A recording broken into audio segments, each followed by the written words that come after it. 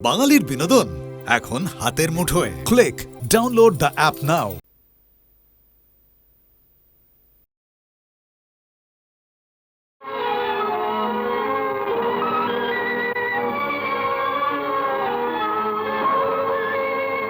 মেয়েটি শুধু অপরূপ সুন্দরী নয় মাসিমা, ও স্বভাবটিও খুব মিষ্টি। মাসিমা, হ্যাঁ বাবা বল। পাড়াগার মেয়ে বলে আর বড় লোক নয় বলে যদি আপনার আপত্তি না থাকে, তাহলে এ মেয়ে অনিলের বউ হলে আপনার সংসারের সব দায়িত্ব নিতে পারবে মাসিমা। আমি ঠিক এই রকমই চাই বাবা, আমার সুখের সংসার। ছেলের বিয়েতে আমি ধন দৌলত চাই না। ভগবানের দয়ায় আমার অনিল, সলিল, লক্ষ্যপতি, আমি এমন মেয়ে চাই বাবা, যে মেয়ে এসে আমার সুখের সংসারে কোনোদিন ফাটল ধরাবে না। দাদা আসছি, অবশ্য তোমার অনুমতি নিয়ে। কি ব্যাপার কি সলিল বাবু, এত ভনিতা কিসের? কে ক্রিকেট ম্যাচের টিকিট না চাঁদা? কোনোটাই না, তবে তোমার হাতটা একবার দেখবো।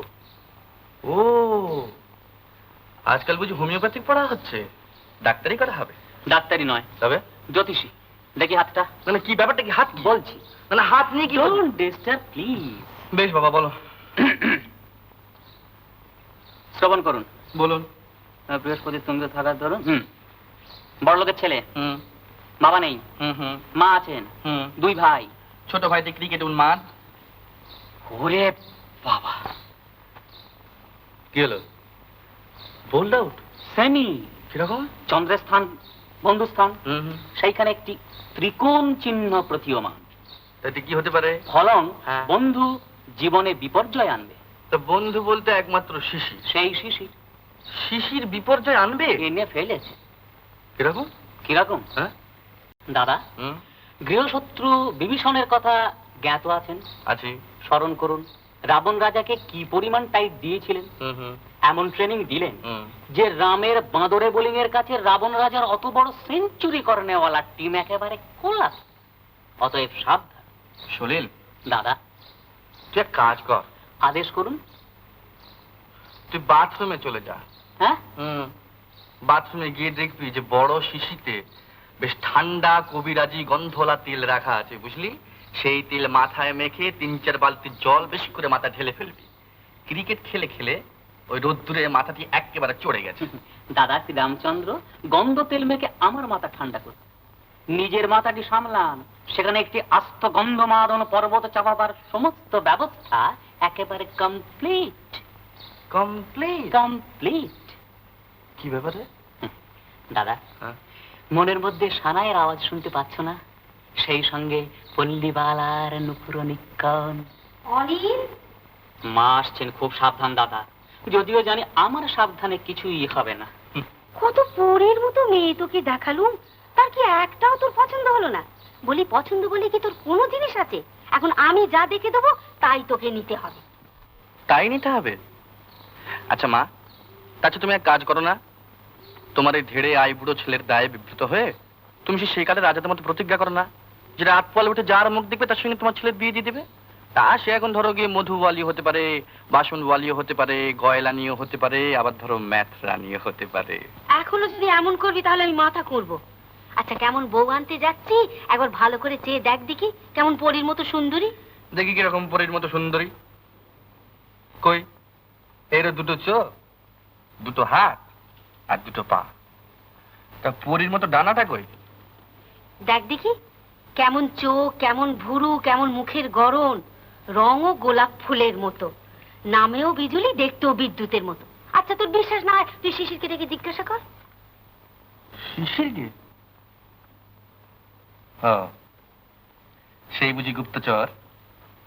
সইকে তোর উপযুক্ত একটি মেয়ে দেখতে চিঠি লিখি, তার চিঠিতে মেয়ের রূপগুণ আর বংশের কথা জেনে আমি শিশিরকে দেখতে পাঠাই, সঙ্গে একটা ক্যামেরা দিয়ে।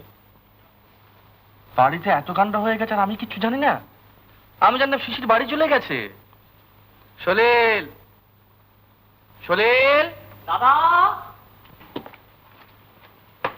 কি আদেশ কহ? সেই কি? সেই কি?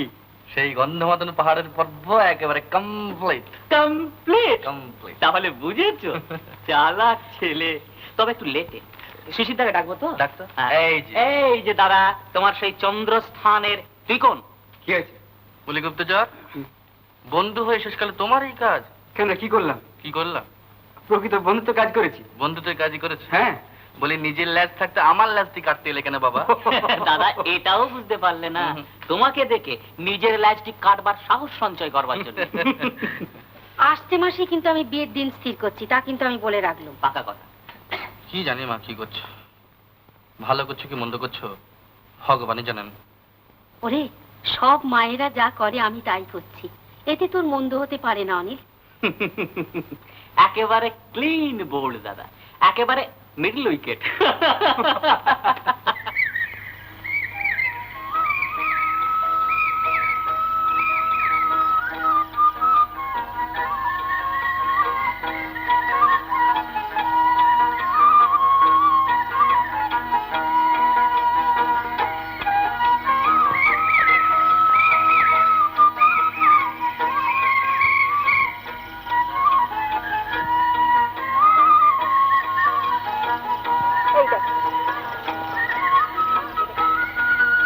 তোকে নিয়ে আর পারি না, কানে শুনতে পাস না? যা তোকে দেখবি তাই তোকে পেয়ে বসবে। চল। দেখেছি ভাই, দেখেছি, চল, দেরি হয়ে যাবে।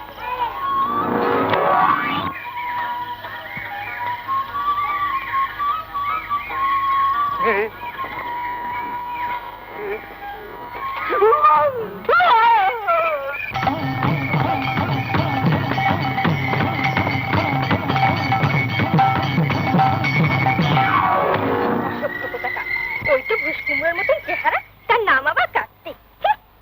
চল দিদি।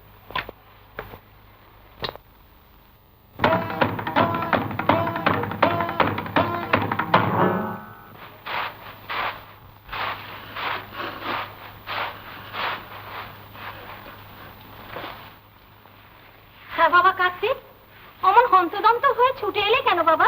অসুখ টসুখ করেনি তো? না, কিচ্ছু হয়নি মা, আমি বিষ খাবো। বিষ খাবো? বিষ খাবে কি রে? ছি ছি, ওসব অলক্ষণে কথা মুখে উচ্চারণ করতে নেই বাবা। নিশ্চয়ই বিষ খাবো, কেউ তোমার আমায় বাঁচাতে পারবে না। ও বাড়ির বিজুলির সঙ্গে বিয়ে না দিলে বিষ আমি খাবোই খাবো। ও তাই বলি যে বাচ্চা এমন রোগা দড়ি দড়ি হয়ে যাচ্ছে কি করে? আহা, ওই সব কথা ভেবে ভেবে বাচ্চার আর শরীরে আর পদার্থ নেই। তুই ভাবিসনি বাবা, ভাবিসনি, আমি কর্তাকে বলে সব ঠিক করে দেবো। এখন এখন আয়, গোটা কত সরের নাড়ু করে রেখেছি, খাবি আয়। আয় বাবা, লক্ষ্মী ছেলে আমার। চ।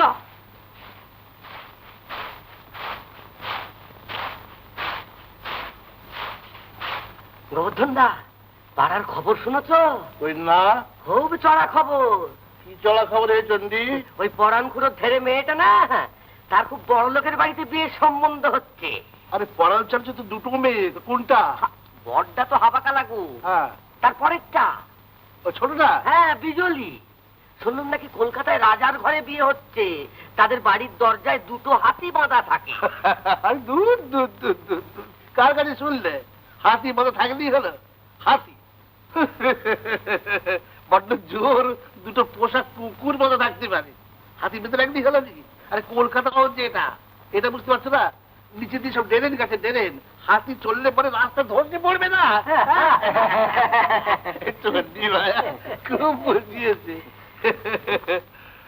কান্ত, আগে খতটা লেখা হলো? আগে হ্যাঁ, শুনি একবার। আগে হ্যাঁ।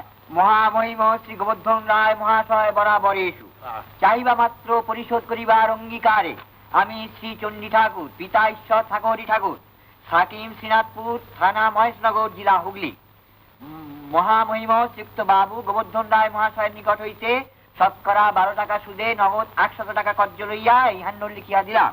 আরো প্রকাশ থাকে যে মাসে মাসে সুদ দিতে না পারিলে সুদ আসলে জমা হইবে। এই যে চক্রবৃদ্ধি হারে সুদ হলো গোবর্ধন দা। কিছু না কিছু না কিছু না। আরে ভাই, ওসবগুলো খতে লিখতে হয়, বুঝলি না? এই দাও, সই করে ফেলো তো।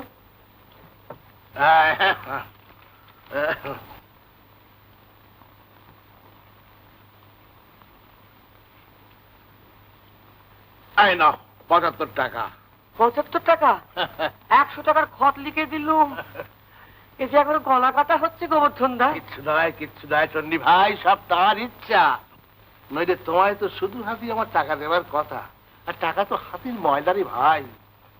মায়াবদ্ধ জীব আমরা, মন বোঝে না, তাই ওই সব লেখাপড়া করতে হয়, খত লেখা, হ্যান্ডনোট লেখা, এসব করিয়ে নি। কিন্তু ভাই রে চন্ডী, জম যেদিন নোটিশ দেবে সেদিন তো সবই ফেলে চলে বলি যেতে বসে হবে। বসে সুদ খাচ্ছ আর টাকা জমাচ্ছ, বলি খাবে কে তোমার ও টাকা? কেন গো? কেন তোমার ছেলেতে খরচ হবে নাকি? কেন, কি হলো তোমার?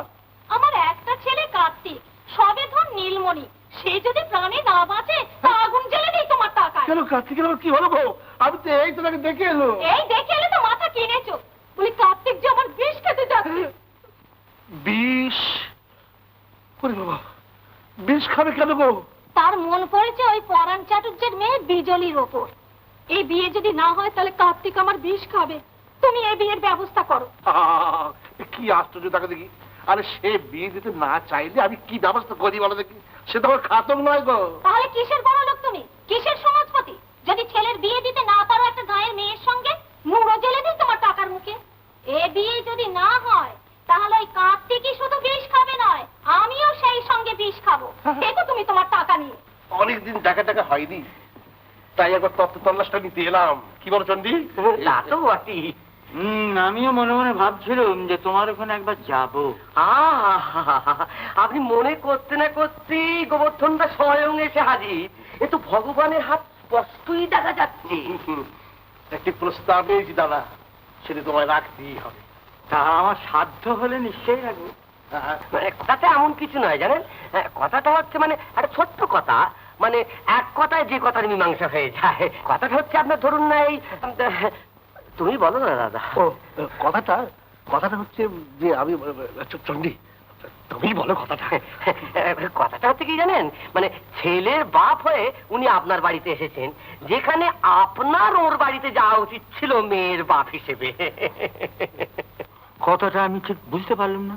মানে আমরা একই জাত, একই শ্রেণী, পাল্টাপাল্টি ঘর, এক গ্রাম, এক পাড়া, সব দিক দিয়ে মিলে যাচ্ছে। আর আমার একই ছেলে কার্তিক। আর বলতে গেলে আপনারও একটি মাত্র মেয়ে বিজলি। না, আমার দুই মেয়ে, শ্যামলী আর বিজলি। হ্যাঁ তা বটে। তাই বিজলির সঙ্গে কার্তিকের বিয়ের প্রস্তাব নিয়ে গোবর্ধনদা এসেছেন। মানে গোবর্ধনদার যা কিছু আছে সবাই কার্তিকই পাবে।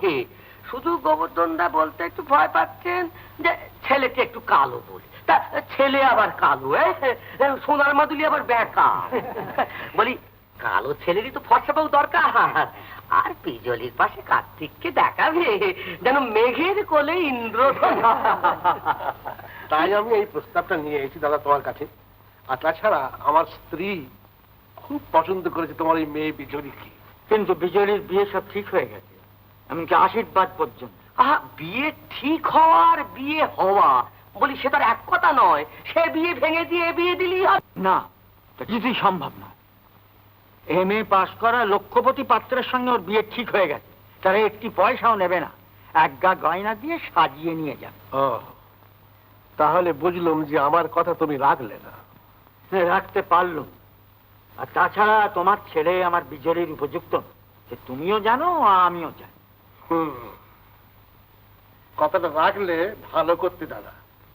আমার সঙ্গে শত্রুতা করে গায়ে বাস করা বড় শক্ত হয়ে দাঁড়াবে বলে গেল। চন্ডী চলো এখান থেকে। বোঝো তোমরা সকলে এত পাপে ধরিত্রী সহ্য করবেন? আগে পাত্রপক্ষ তো বড় লোক, গ্রামের লোকের তোয়াক্কা না রেখে যখন বিয়ে ঠিক করে গেল, তখন আমাদের ভাঙচিতে কি আর কান দেবে?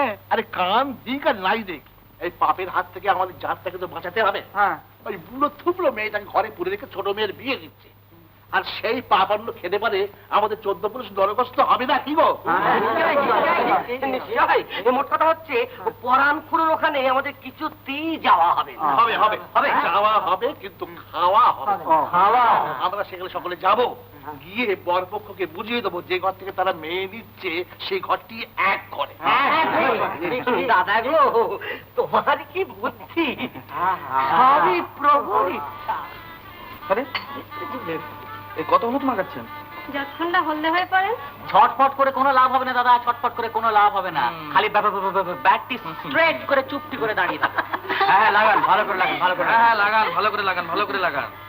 জলে না নেবে দূরে দাঁড়িয়ে ঢেউ গুনতে খুব মজা লাগে না? দাঁড়াও, এই মাঘ মাসে যদি তোমার লাশ না কেটেছে তাহলে আমার নাম অনেক নয়। দাদা, এই অনুজ লক্ষণ থাকতে তুমি অস্ত্র ধারণ করতে যাবে? দাসকে আদেশ করো, তোমার 7 পাক শেষ হতে না হতেই আমি শিশির বৌদির খোঁজে বেরিয়ে পড়ি। অনেন অনেন গন্ধেন গন্ধেন অস্যা অস্যা শুভ বিবাহ শুভ বিবাহ অধিবাসনমস্তু অধিবাসনমস্তু। কপালে থাকা অনেন অনেন সিন্দুরেন সিন্দুরেন অস্যা অস্যা শুভ বিবাহ শুভ বিবাহ অধিবাসনমস্তু অধিবাসনমস্তু। অনেন অনেন শঙ্খেন শঙ্খেন অস্যা অস্যা শুভ বিবাহ শুভ বিবাহ অধিবাসন অধিবাসন মস্তু মস্তু। অনেন অনেন চামরেন চামরেন অস্যা অস্যা শুভ বিবাহ অধিবাসন আমরা ওপরে যাই। মস্তু। অনেন অনেন প্রশস্ত পাত্রেণ প্রশস্ত পাত্রেণ অস্যা অস্যা শুভ বিবাহ শুভ বিবাহ অধিবাসন।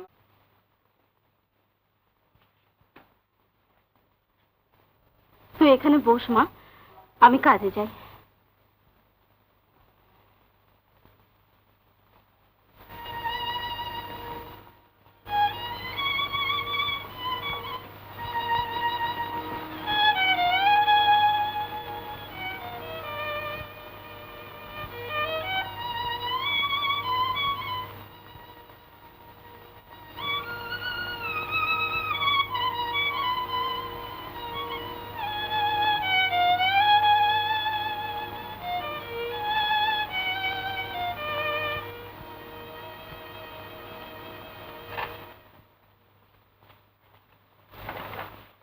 দেখ দিদি, কত জামা কাপড় আমার গায়ে হলুদে তপ্ত এসেছে। সব আমার।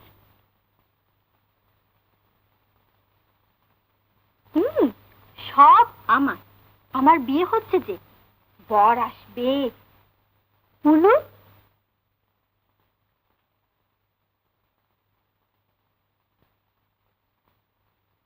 ঠিক তাই।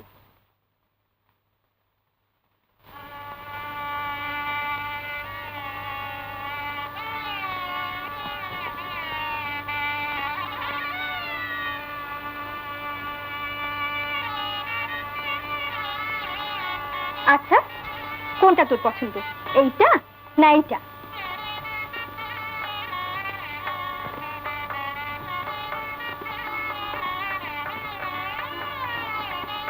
এইটা। আচ্ছা, এইটা তোকে আমি দিলাম।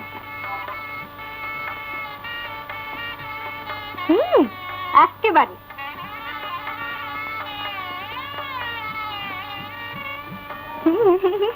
একেবারে একেবারে। আর এই আলতা, স্নো, পাউডার সব তোকে আমি দিলাম।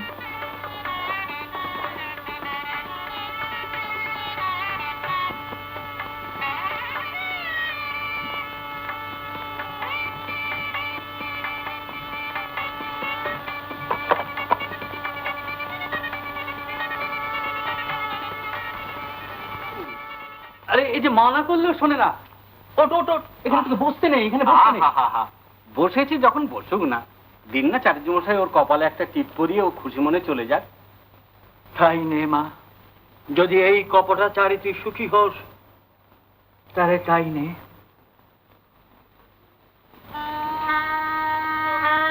যা এবার ঘরে যা।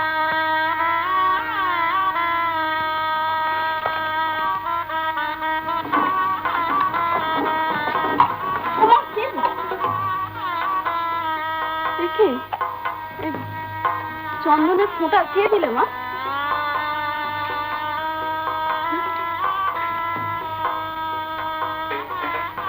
বিজু, বিজু তোমাকে এই শাড়ি দিয়েছে? একেবারে একেবারে দিয়েছে। বেশ হয়েছে মা, বেশ হয়েছে। নিজে থেকে বাবার ভাগ্য করে তো আর আসিস নি, ওই নিয়েই তুই ভুলে থাক।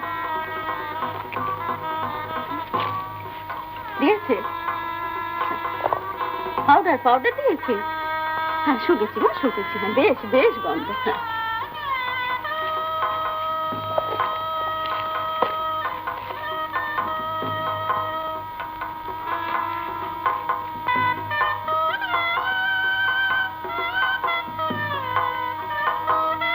ও কি বলছে বৌদি? জিজ্ঞেস করছে যে আমার বিয়ে হবে না। আহা, ওর আর কি দোষ বলো, নইলে আজ তো ওরই বিয়ে হবার কথা। কেন তুই আমার কোলে এলি হতভাগী? আর এলি যদি তাহলে 8-10টা মেয়ের মতো হয়ে এলি না কেন? তাহলে তো তোকে আর আমাকে এই দুঃখ ভোগ করতে হতো না। কেঁদে আর কি করবে বলো, সবই ভগবানের হাত। আজ জন্মের পাপ না থাকলে কি আর এই শাস্তি পায়?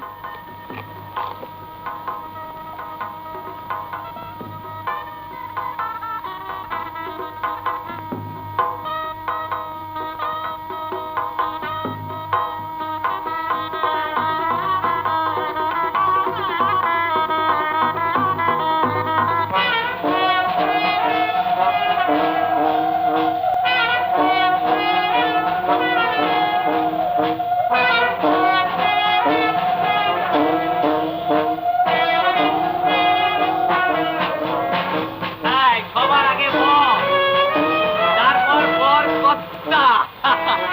আচ্ছা বরযাত্রীরা সব ওদিকের গাড়ি দুটোতে উঠে পড়ুন গিয়ে তাড়াতাড়ি করে। আরে অনুভব না দাঁড়িয়ে কেন, তুমি বলো, তুমি তো আসল লোক গাইয়ে। আচ্ছা ঠাকুরমশাই আপনি উঠুন। আচ্ছা ভাই পরমানি শুরু করো। দাদা তোমার চাদরটা অনুপম দাকে একটু ধার দাও। গাইয়ে লোক কি জানি তুমি গলা টলা চোখ হয়ে যায়, আসল জমাবে গেছে সেখানে গিয়ে। মা চলি।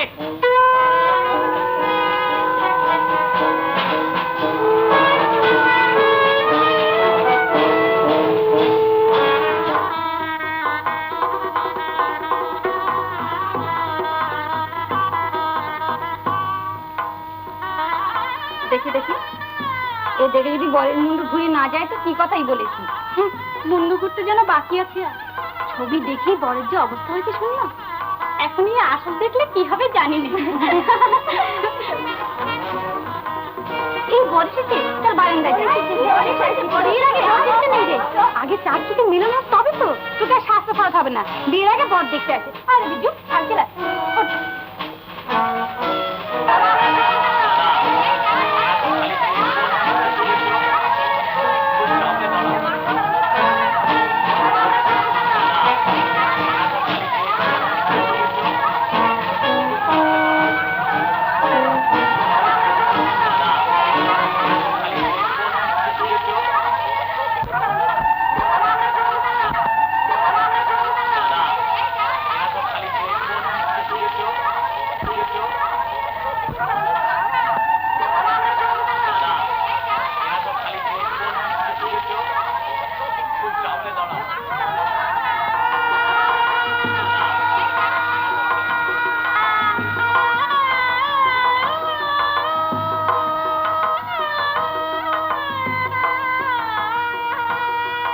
আসুন, এই যে আসুন আসুন অনুপম দা। এসো বাবা, এসো। পথে কোনো কষ্ট হয়নি? না। অনুপম দা, অনুপম দা আসুন। বসো, সব বসো। আপনি ব্যস্ত হবেন না তবেই বোধ হয়, ও দরকার মতো আমরা সব ম্যানেজ করে না। আচ্ছা আচ্ছা দাদা প্রমথ, প্রমথ, এই যে সব ভাত তোমার উপর, চা পান সিগারেট যা লাগে দিও। আমি ওদিকটা পাতা হলি আমি বসিয়ে দেবো। এই কালীপদ, দেখেছ তবলা হারমোনিয়াম কি নেই? রাত্রিটা তো জমজমাটি কাটবে, কি বলো? নাম সব কি ব্যবস্থা করি। দেখে পান দেখে দিকে এই বেলা বরযাত্রীদের কানে কানে কথাটা তুলে দেওয়া যাক। আরে এরই মধ্যে কেন? লগ্ন তো রাত্রি 2টো। তাছাড়া পরাণ খুঁড়ো যেরকম খলিপের লোক, হাতে কি তুরুপের তাস নিয়ে বসে আছে জানা নেই তো। ঠিক সময় মানে যখন আর মানে ফেরবার পথ থাকবে না সেই সময় কুপটি বলছো? এই যে তোমরা সব বাইরে যায়নি, ভেতরে গেলে না? চলো চলো চলো। যাবো ওই কি বলছো? আরে যাবো না তো কি, সেজে গুজে এলুম কি করতে? তা আমি বলছিলাম কি, যে লগ্নের তো এখনো দেরি রয়েছে, তা বরযাত্রীর সঙ্গে আহার দিতে একসঙ্গে সেরে ফেললে হতো। হ্যাঁ হতো, মানে তো বরযাত্রীদের খাইয়ে দিতে হয় বলছি। বাবা কার্তিক যাও, বাবা তুমি যাও তো, সব যাও করে কলেজ যাও, বরযাত্রীদের বেশ যত্ন করে খাওয়াবে, এতে করে ভাইয়ের নিন্দে না হয়। আর তোমরা? আমরা চন্ডী, আমরা তো ঘরের লোক, খেলেই বাকি না খেলেই বাকি। তাহলে তোমরা খাবে না? নিতান্তই আমাকে এক ঘরে করো। সেই কথা না না না, আগে ভালোই ভালোই কন্যাটি পাত্রস্থ হয়ে যা আগে, তারপর খাওয়া দাওয়া তো আছেই। তুমিও আছো, খাওয়া দাওয়াও আছে, তোমার আয়োজনও আছে। বেশ, আমারও প্রতিজ্ঞা, যা আজ রাত্রে এখানে তোমাদের পাত পেড়ে আমি খাওয়াবই। চলুন চলুন চার্য, ভেতরে চলুন, ভেতরে চলুন। করেন কি চার্য মশাই, এখন থেকে গোল তুললে যে বিয়েটা পণ্ড হয়ে যাবে। ভালো ভালো বিয়েটা হয়ে যাক, তারপর ওরা খেলো না খেলো আমাদের বই যাক। তুমি বুঝতে পারছো না নবীন, ওরা আমাকে এক ঘরে করবার চেষ্টা করছে। আমাকে আর একটা ব্যবস্থা করতেই হবে, ব্যবস্থা করতে।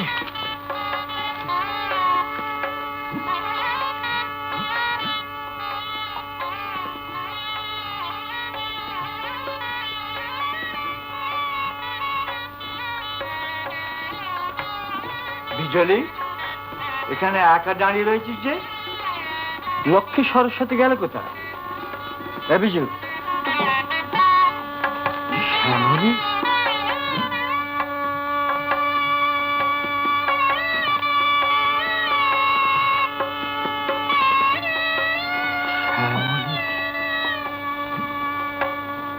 ভগবান, এই কি তোমার ইঙ্গিত?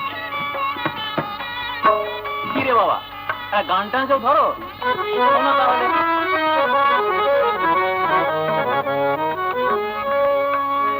বাবা শেষে অনিলকে যে একবার ভেতরে নিয়ে যাব।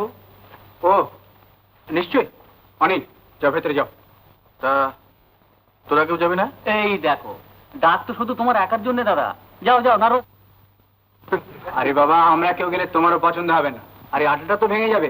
যাও যাও, ভেতরে যাও। আরে শোনো বৎস, বিয়ে রাত্রে বর নয় চোর। যা করতে বলবেন তাই করো, কেমন? খুব স্টেডিলি চলে যাও। চলো বাবা, চল। এই না,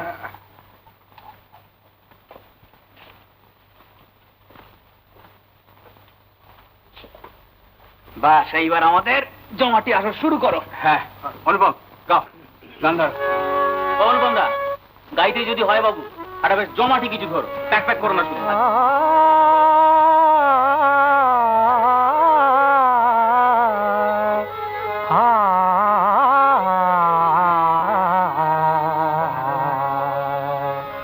চিনি গোতারে এলো যে দারে, চিনি গোতারে এলো যে দারে, ছিল সে আমার স্বপ্ন পারে, চিনি গোতারে।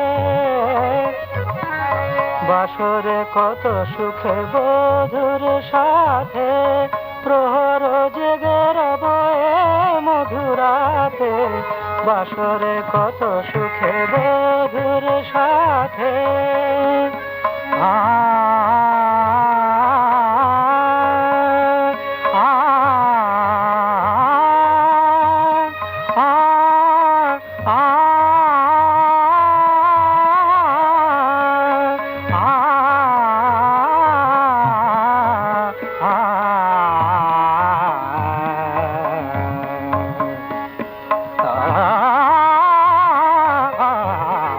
বাসরে কত সুখে বধুর সাথে, প্রহর জেগে রবে মধুরাতে, এলো সে অভিসারে।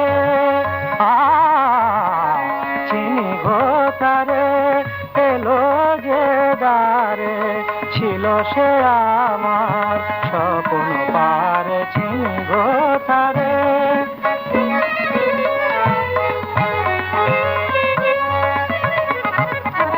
কহিব কানে কানে গোপন কথা, আবেশে ভরে রবে নীরবতা। কহিব কানে কানে গোপন কথা, কহিব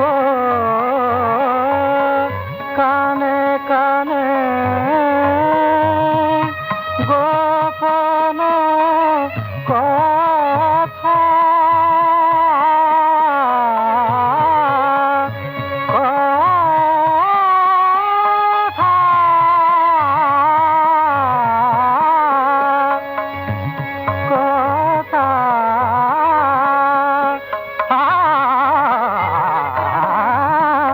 কহিব কানে কানে গোপন কথা, আবেশে ভরে রবে নীরবতা। বাঁধিব ফুল হারে চিনি গো তারে।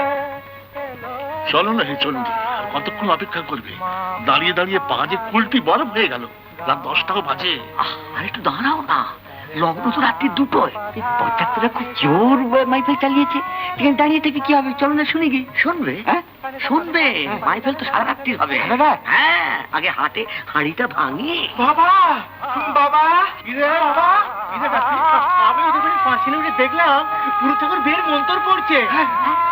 বিয়ের মন্ত্র বলছে, বলিস কি রে? হ্যাঁ হ্যাঁ হ্যাঁ, বধূকে পাশাপাশি বসিয়েছে। বরকে না রাজপুত্রের মতো দেখতে। কেমন? আমি বলিনি যে পরাণখুর অত্যন্ত খলিফে লোক? চলে এসো, চলে এসো। চিনি গো তারে, চিনি গো তারে। বারে অনুপম, খুব মজগুল হয়ে মাইফেল করছে। এদিকে যে পকেট মার হয়ে গেল। তার মানে মেয়ের বাপ বড় মেয়ে হাবাকালা বলে তাকে অদত্তা রেখে ছোট মেয়ের বিয়ে দিচ্ছেন। কাজী সমাজটাকে এক ঘরে করেছে, সে কথা আপনাদের না জানিয়ে ছেলেটিকে নিয়ে গিয়ে চুপি চুপি কাজ ছেড়ে দিলেন। সে কি আমরা জানলাম না বিয়ে হয়ে গেল? আরে আপনারা জানলে তো বিয়ে হতোই না।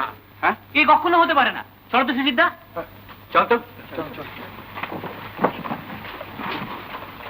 কন্যাই নম, এতে গন্ধ পুষ্পে নারায়ণাই নম, এতে গন্ধ পুষ্পে প্রজাপতায় নম। এ তো বিয়ের সময় তো বরযাত্রীরা সব উপস্থিত থাকবে, আপনি তাদের কাউকে না জানি বিয়ে দিয়ে ফেলছেন, তাহলে আমরা এলুম কি করতে? আরে কোন দেশে বিয়ে হলো, স্ত্রী আচার কখন হলো, শুভদৃষ্টি বা কখন হলো? আহা, সম্প্রদানের সময় যে শুভদৃষ্টি সেইটি তো আসল শুভদৃষ্টি। থামুন আপনি, এ কি বিয়ে হচ্ছে না বলির মন্ত্রপাঠ হচ্ছে? শিশির, এ তুমি অনিলের জন্য কোথায় কোণে দেখতে এসেছিলে? বলে ও পুরুত মশাই, আপনার সম্প্রদানের কাজ তো শেষ হলো, এবার আমরা নিজেরা দাঁড়িয়ে থেকে শুভ দৃষ্টি আর মালা বদল করাবো। বাবা বাবা, এ তো বিজলি নয়।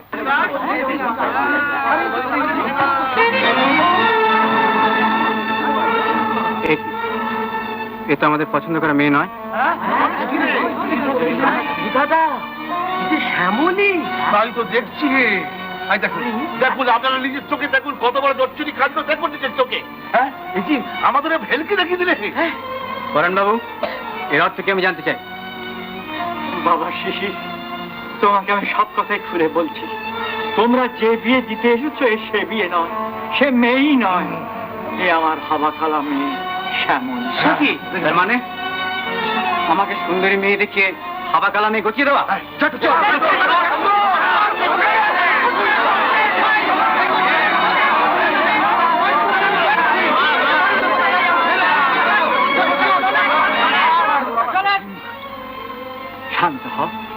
শান্ত হও বাবা সকল।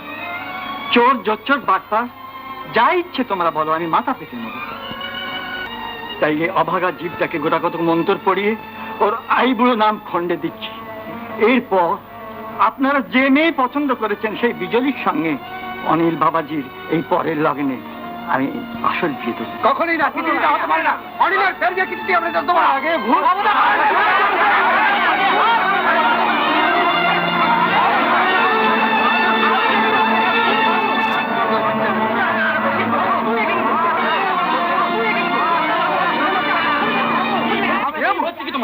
কি হচ্ছে? কি মাথা খারাপ হয়ে গেছে? খারাপ হবে না তো কি? আমাদের বুঝতে পারি কখন? থামো, একটা বুড়ো লোকের গায়ে হাত তুলতে লজ্জা করে না? বাবা অনিল, দেখুন, আমি এই ধরে আপনার কাছে ক্ষমা চেয়ে নিচ্ছি, আপনি তো সকলকে ক্ষমা করবেন। না বাবা না, ওরা আমাকে যা বলেছেন আমি ঠক জচ্চর বাটপার আমি সব, কিন্তু আপনারা আমার অবস্থা বুঝে আমাকে মার্জনা করুন। এই বিয়ে একে আমি বিয়ে বলি মনে করি না, আপনারাও মনে করবেন না। আপনার অনুমতি করুন, এইবার অনিল বাবাজির হাতে আমি বিজলীকে সম্প্রদান করি। না না, এই আপনি কি বলছেন? আপনার বড় মেয়েকে আপনি তো এইমাত্র আমাকে সম্প্রদান করলেন। না বাবা, ওটা বিয়েই নয়, একটা ছেলে খেলা। মন্ত্র পড়ে আপনার কন্যাকে আপনি সম্প্রদান করেছেন, মন্ত্র পড়ে আমিও তাকে গ্রহণ করেছি। শাস্ত্র ধর্মানুসারে আপনার বড় মেয়ে আমার স্ত্রী। তাহলে তুমি বিজলীকে নেবে না? আপনি ভেবে দেখুন না, আর কি তো সম্ভব? তাহলে যে জাত বাঁচাবার জন্যে আমি তোমার মতন দেবতার সঙ্গে প্রতারণা করলাম, সে জাত তো আমার বাঁচল না বাবা। গায়ে হলুদ হয়ে গেছে, অধিবাস হয়ে গেছে। ওই দেখো বিজলী আমার কোণে সে যেখানে দাঁড়িয়ে আছে। আজ যদি ওর বিয়ে না হয় তাহলে জীবনে ওর বিয়ে হবে না, কেউ ওকে গ্রহণ করবে না। বাবা অনিল, সত্যি কিছু বিজলীকে পায়ে ঠাঁই দেবে না? যা দেখে আমাকে এমনি জাতিচ্যুত হয়ে থাকতে হবে। জাতিচ্যুত? শিশির, এদিকে আয়। দেখুন, এই শিশির আমার বাল্যবন্ধু, MA পাস, উচ্চ বংশ। আপনি এরাতে বিজলীকে সম্প্রদান করুন। কি বলছিস তুই? ঠিক বলছি। আমি বিজলীকে বিয়ে করবো? হ্যাঁ, তোমাকে বিয়ে করতে হবে। একদিন যত্ন করে যার ছবি তুলে নিয়ে গেছিলে তাকে তোমায় গ্রহণ করতে হবে। তাহলে আমাদের বাকি অনুষ্ঠানটা আপনি শেষ করে ফেলুন, তারপরের পরের লগ্নে আপনি বিজলীকে এর হাতে সম্প্রদান করবেন। তাই হবে বাবা। আসুন।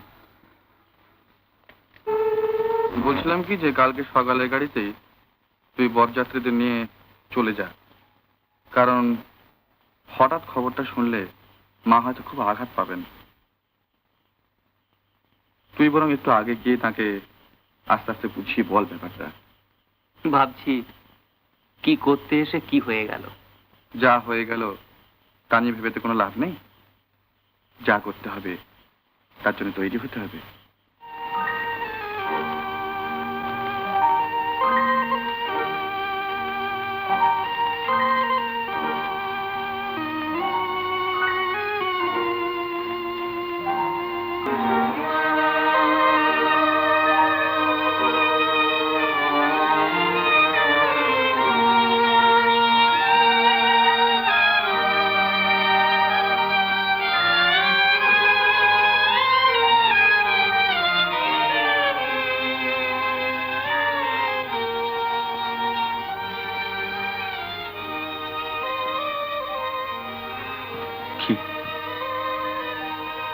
কি দেখছো অমন করে?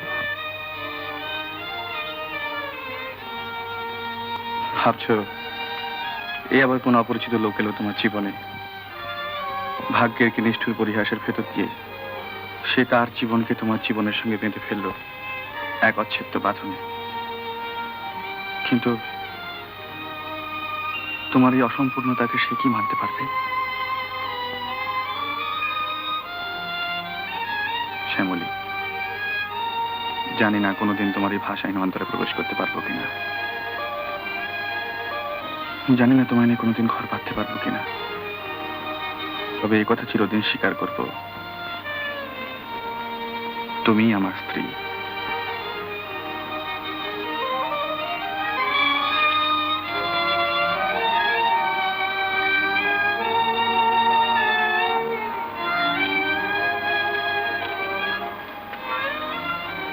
কি আমি যাব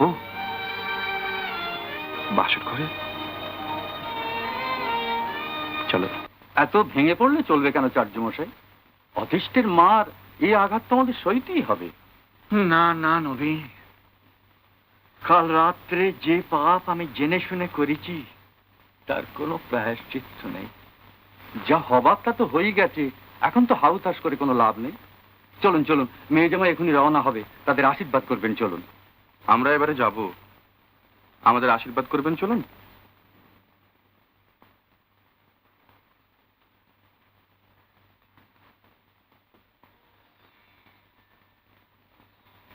বাবা অনিল, আপনি কেন এত শোক করছেন? আপনার বিজলী অপাত্রে পড়েনি, শিশিরের মতো পাত্র সুলভ নয়। বিজলী আপনার সুখী হবে। শেষের বিজলী যত সুখী হোক, কিন্তু তোমার মতন ছেলে আমি পেয়ে হারালুম শুধু ছাড় জাতের ভয়। এ ক্ষতি আমার কোনো দিন পূরণ হবে না। কিন্তু আপনার সঙ্গে সম্বন্ধ আমি তো অস্বীকার করিনি। তুমি মহৎ, তাই ও কথা বলছো। কিন্তু বাবা, আমার এই হাওয়া কালামের স্বামী রূপে তোমার মতো ছেলের সম্বন্ধ আমি কি করে স্বীকার করব? যে সম্বন্ধ কাল রাত্রে অগ্নিসাক্ষী করে হয়ে গেছে, তাকে অস্বীকার করবার অধিকার আমাদের তো কারণ নেই। শিশির আর বিজলী অপেক্ষা করছে, আপনি চলুন। চল বাবা অনিল,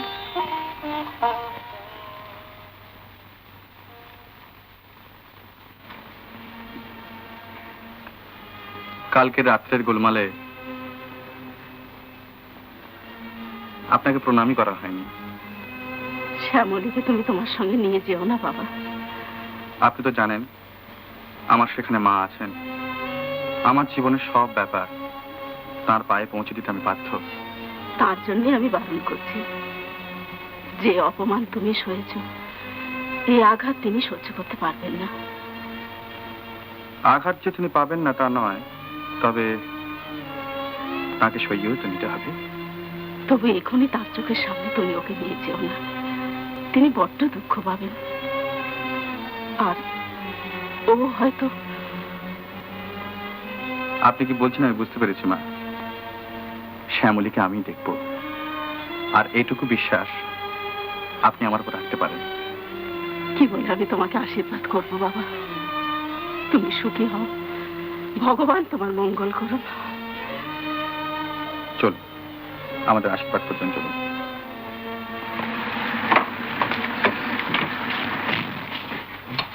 এসো দাদা। মা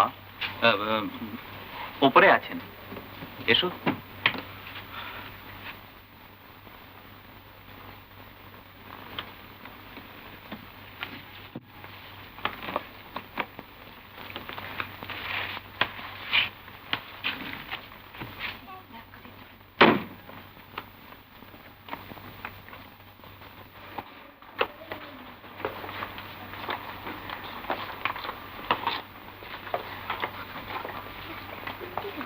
দাদা, বৌদিকে এখনই মার কাছে না নিয়ে গেলে হতো না?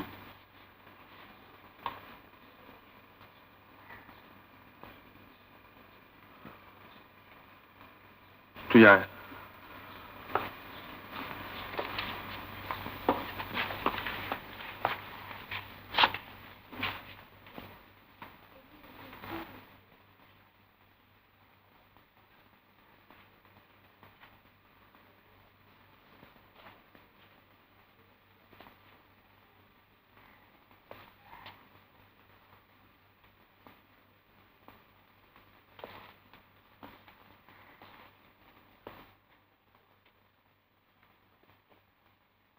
মা, মা, আমাদের বরণ করবে না? তোমার ছেলের বউকে আশীর্বাদ করবে না? তুই কি করলি অনিল? তুই কি করলি? তোমার ছেলে বলে তো করতে পারলাম। তুই একবার আমার কথাটা ভেবে দেখেছিস? কি করবো বলো? আগে তো কিছুই জানা যায়নি, যখন জানা গেল তখন সম্প্রদান হয়ে গেছে। হলেই বা সম্প্রদান?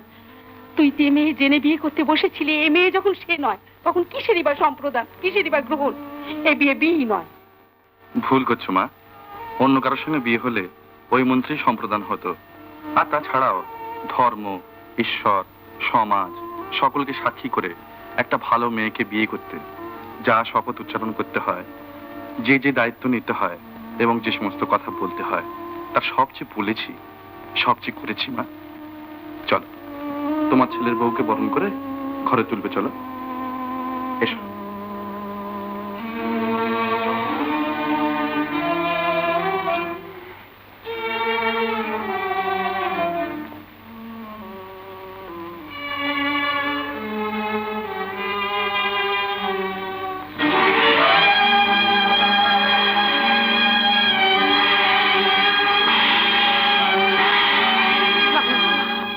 আমি পারবো না, আমি কিছুতেই পারবো না। যে আমার এত বড় আশায় ছাই দিয়েছে, তাকে আমার ঘরের লক্ষ্মী বলে আমি বরণ করতে কিছুতেই পারবো না। মা, তোরা কতটুকু জানিস সলিল, কেমন করে আমি দিনের পর দিন এই শূন্য সংসার আগলে বসে রয়েছি শুধু এই দিনটির আশায়।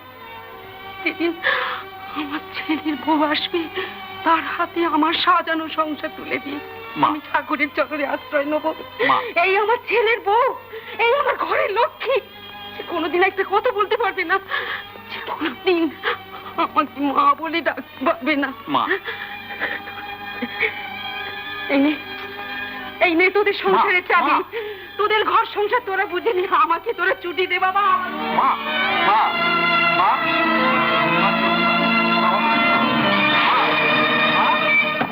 মা, দরজা খুলো মা। মা, আমার কথা শোনো। নতুন বউ বাড়িতে ঢুকবে কোথায় লজ্জায় জড়সড় হয়ে, তা নয় বরের হাত ধরে বাড়িতে ঢুকলো যেন চৌরঙ্গি পাড়ার মেমসায়। যা বলেছ থ্যাংক ইউ দিদি।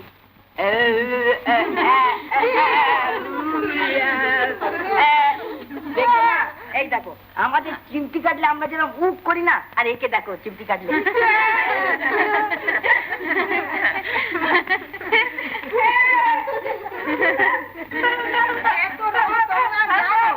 আগে বউকে খেতে দাও, পরে এসে আবার তামাশা করো। এসো গো বউ, খাবে এসো।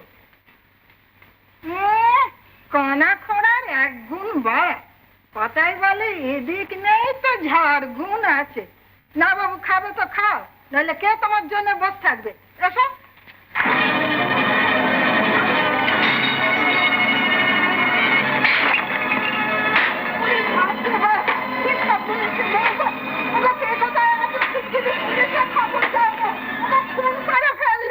বাপরে বাপরে বাপরে বাপ।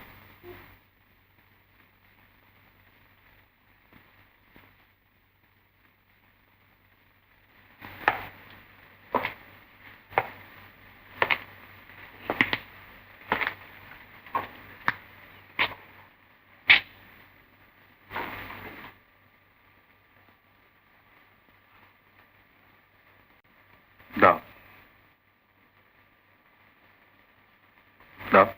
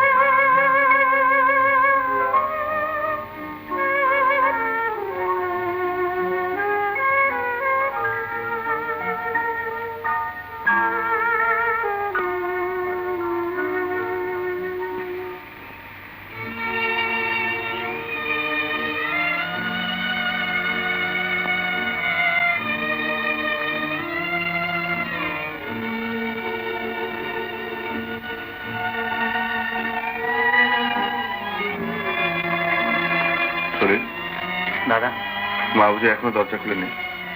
না, আর আজ রাত্রের মধ্যে খুলবেন বলেও তো মনে হয় না।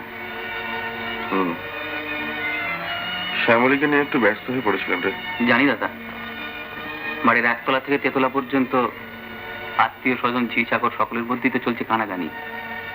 সবাই তো দেখি তোমার আর বৌদির প্রশংসা একেবারে পঞ্চমুখ। অবশ্য আমি যতটা সহজভাবে বলছি তারা ঠিক ততটা সহজভাবে বলছে না।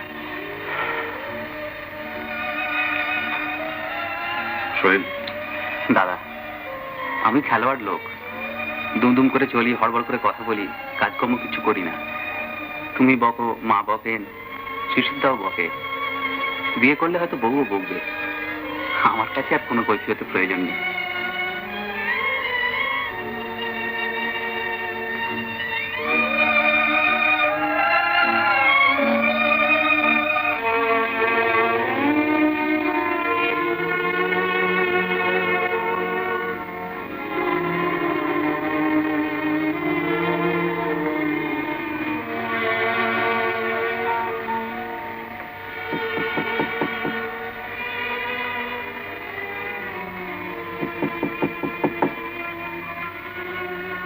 মা, ও মা, মা গো, ও মা।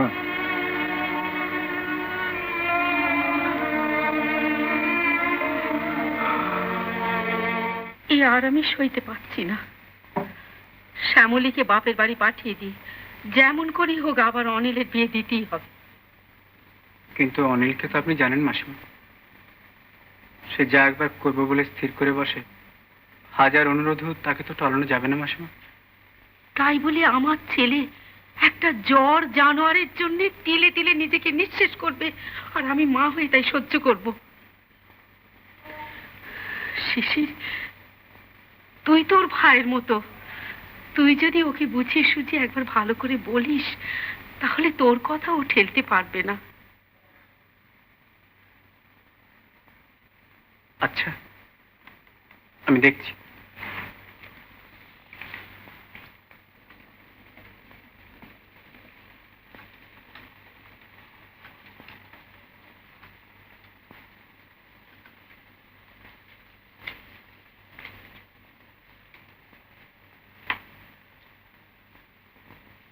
বস।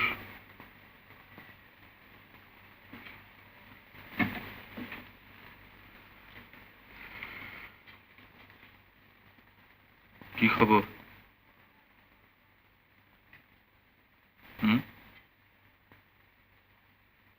অনিল, তোর মতলবটা কি বলতো? মতলব কিছুই না, এই বইটা একটু পড়লেই বুঝতে পারবি। তুই তাহলে পিআরএস পড়াটা ছেড়ে দিলি? ছেড়ে দিয়েছি এই কথা বলে নিতে। তাহলে এগুলো কি?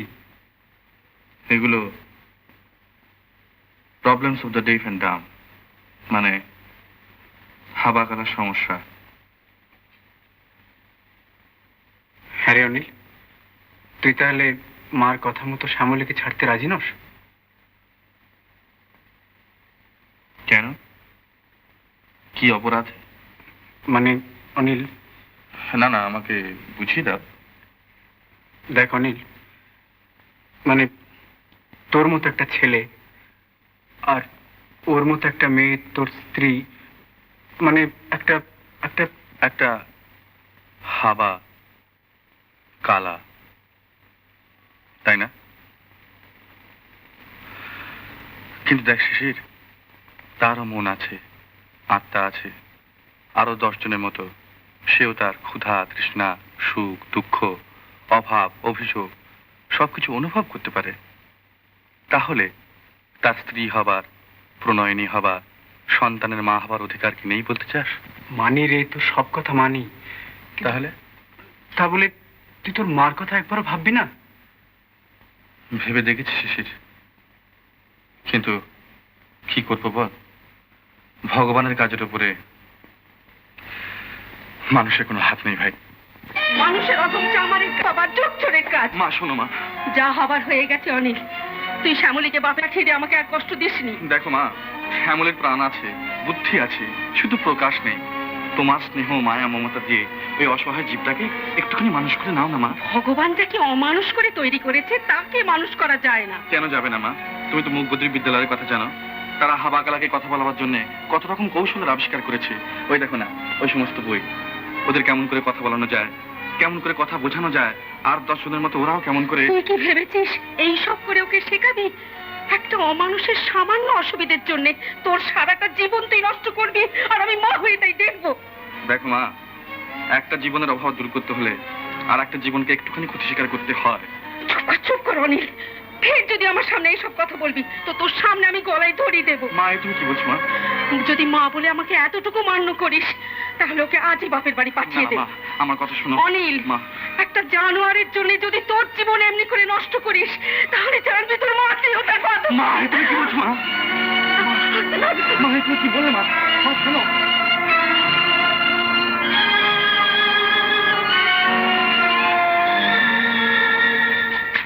শ্যামলী,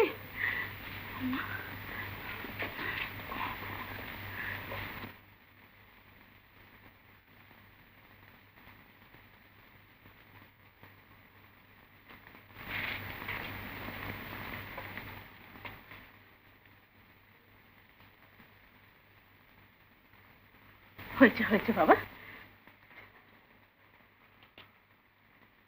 আপনার শ্যামলীকে ফিরিয়ে দিয়ে গেলাম মা। আপনি ঠিকই বলেছিলেন, ওকে না নিয়ে গেলেই বোধহয় ভালো হতো। বসো বাবা। কিন্তু মা, আমাকে যে এক্ষুনি যেতে হবে। এক্ষুনি? হ্যাঁ, এক্ষুনি না গেলে আবার পরের গাড়িটা আমি ধরতে পারবো না। তোমাকে একটা দিন থেকে যেতে বলার মুখও আমার নেই বাবা, কিন্তু কিন্তু একটু কিছু মুখে না দিয়ে তুমি যেতে পারবে না।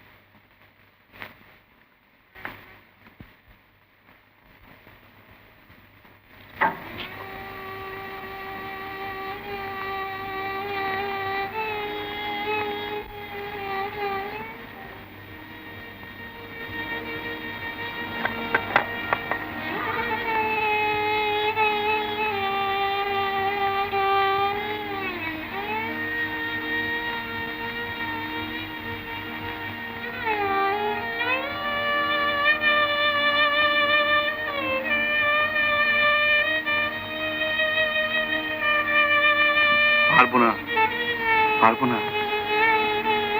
ধরো।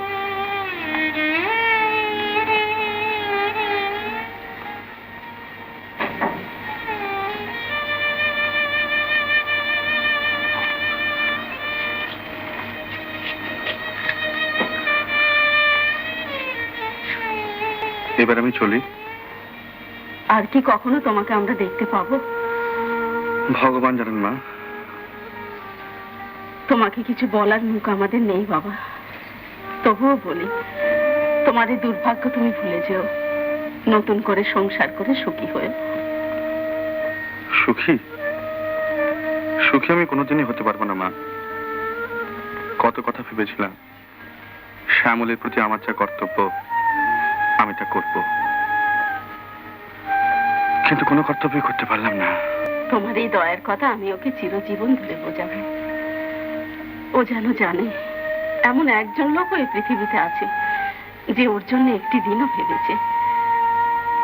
শ্যামলীর হয়ে আমি তোমাকে একটু অনুরোধ করব বাবা। কিন্তু মা, আমার যে কোনো কিছু করবার সাধ্য নেই, নইলে। বেশি কি চাই না বাবা, সামান্য একটু দয়া মাত্র। ওকে একটা কিছু দিও, তোমার এমন একটা কিছু স্মৃতি যা তোমাকে না দেখলো ও যেন ওর এই সৌভাগ্যের কথা চিরজীবন মনে রাখতে পারে। কি দরকার মা?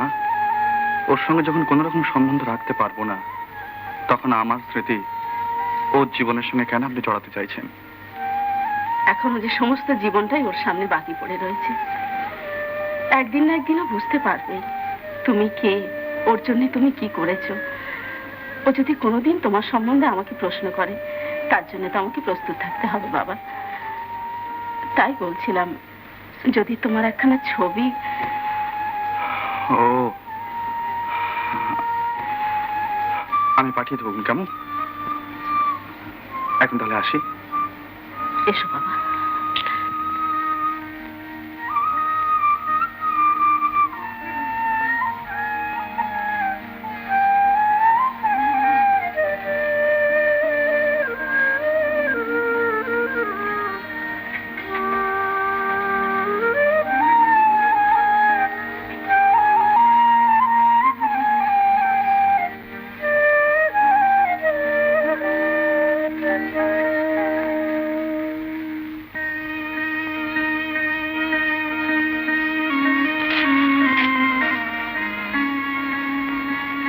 শ্যামলী,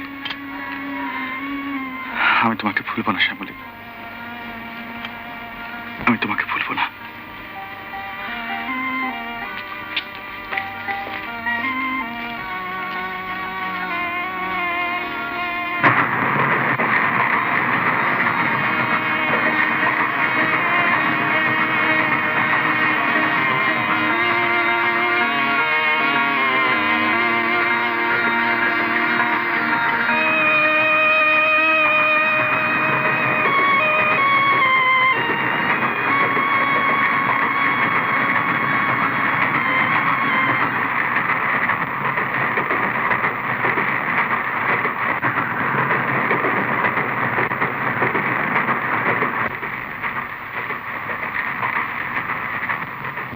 ছেলেকে নিয়ে তীর্থে বেরিয়েছেন বুঝি? হ্যাঁ ভাই, সংসারে থাকলেই তো অশান্তি। তাই ভগবানের নাম করে বেরিয়ে পড়েছি। তো ছেলের বিয়ে দেননি কেন? বিয়ে বিয়ে হয়েছে, তবে সে না হওয়ারই মতন। ভাবলাম এক আর বলো আর। আহা, বিয়ের পরে বুঝি বৌমা মারা গেলে? ঋষিকেশে দেরি নেই মা, গোজগাজ করে নাও। ও মা, তাই নাকি? তা এতক্ষণ বলতে হয়? ওখান তো ওঠ ওঠ, নামবার সময় হয়ে এলো।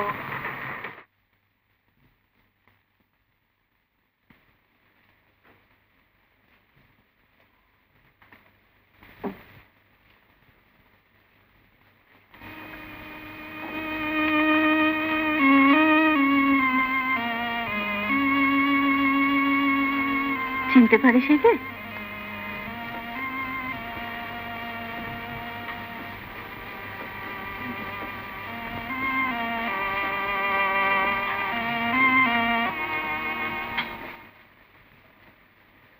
ছবিখানা চাইতে গেলে কেন মা? কি লাভ হবে ওটা দেখে? ওর সামনে যে এখন সমস্ত জীবনটাই বাকি পড়ে আছে মা। একটা কিছু আশ্রয়, একটা অবলম্বন না হলেও কি নিয়ে বাঁচবে বলতো?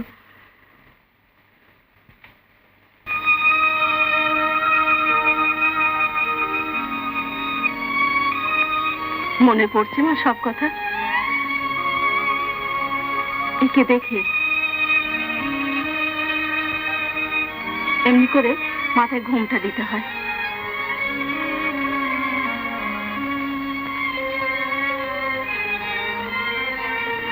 এমনি করে সিঁদুর পড়তে হয়।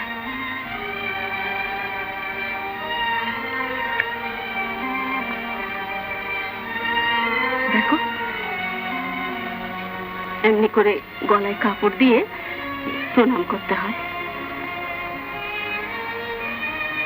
করো।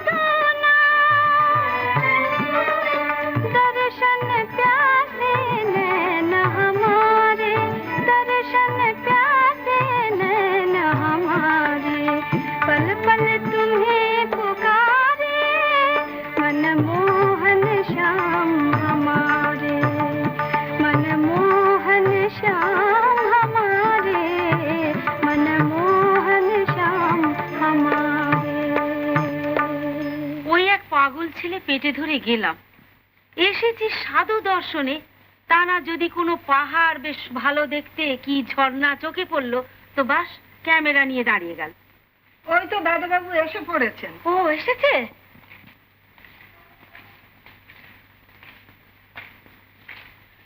হ্যাঁ রে অনিল, এই বুঝি তোর মনে ছিল?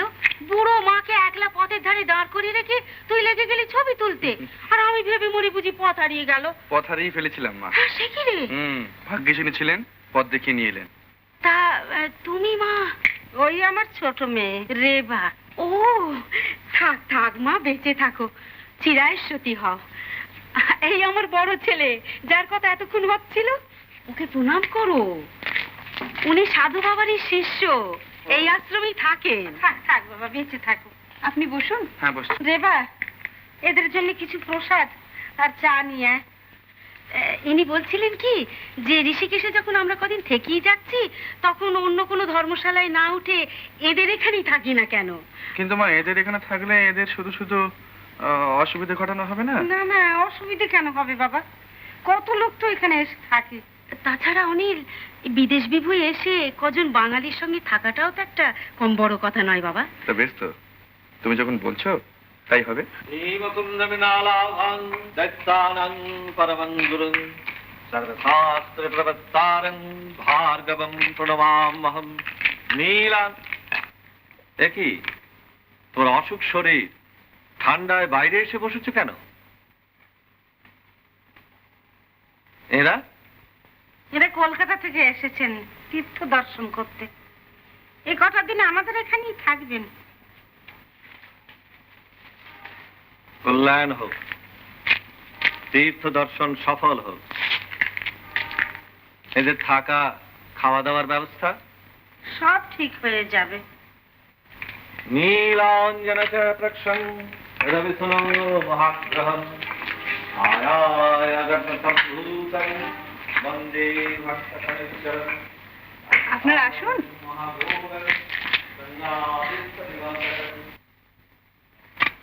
ছবি তোলার পক্ষে জায়গাটা ভালোই। ও আপনি? তীর্থে এসে সবাই তো করে পুণ্য সঞ্চয়, আপনি দেখছি দৃশ্য সঞ্চয় করছেন। দেখুন, ওই পুণ্য সঞ্চয়টা আমার ভাগ্যে নেই, বুঝলেন? আপনারা অ্যালবামের পাতা যদি কয়েকটা ছবি সংগ্রহ করতে না পারলাম, তাহলে তীর্থ ভ্রমণের রাহা খরচটাই মাটি হয়ে যাবে। ছবি তোলাটা আপনার একটা নেশা। যেহেতু আমার কোনো পেশা নেই। কিন্তু নেশার তাগিদে খিদে তৃষ্ণার কথা ভুলে গেলে চলবে কেন? ওই দেখেছেন, খিদের কথাটা একবারে ভুলেই গেছিলাম। চলুন যাই, ভীষণ খিদে পেয়ে গেছে। আচ্ছা, একটা কথা জিজ্ঞাসা করব, যদি কিছু মনে না করেন। বলুন। আপনাদের সঙ্গে আলাপ হওয়ার পর থেকে আপনাদের সম্বন্ধে বড় কৌতূহল হচ্ছে। যেমন? যেমন ধরুন, আপনি সন্ন্যাসিনী নন, অথচ আপনি থাকেন আশ্রমে। তারপর আপনি বাংলাদেশের মেয়ে, আপনি আছেন ঋষিকেশের পাহাড়ে। এর মধ্যে বিশেষ কোনো কারণ আছে কি? কারণ একটা নিশ্চয়ই আছে, তবে সেটা আপনাকে বলা যায় না। ও, কিন্তু এই নিঃসঙ্গতা, এটা মেনে নেবার বয়স তো আপনার নয়। মানা না মানা তো নিজের ইচ্ছার উপর নির্ভর করে না। তাছাড়া যে কোনো পরিবেশে নিজেকে মানিয়ে নেওয়াটাই মনের একটা ধর্ম। সবই বুঝলাম, কিন্তু তবুও মানুষ কথা বলতে ভালোবাসে, আবার কথা শুনতেও ভালোবাসে। আমিও বাসি। আমার কথা বলার সঙ্গী এই পাহাড়, এই নদী। আমি আমার কথা বলে যাই, এরা বোঝে কিনা জানি না, তবে মাঝে মাঝে মনে হয় এর চেয়ে যদি কালাবোবা হয়ে জন্মাতাম। কালাবোবা?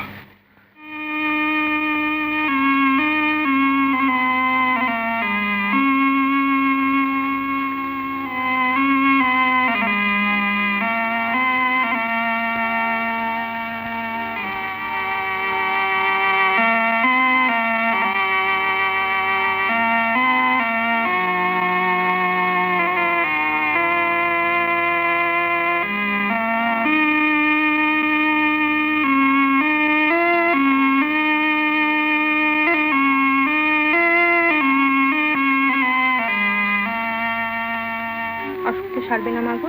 আর আমার সেরে দরকার নেই। আর জন্মে পাপের শাস্তি অনেক ভোগ করেছি, আর আমার বাঁচবার স্বাদ নেই বিজু।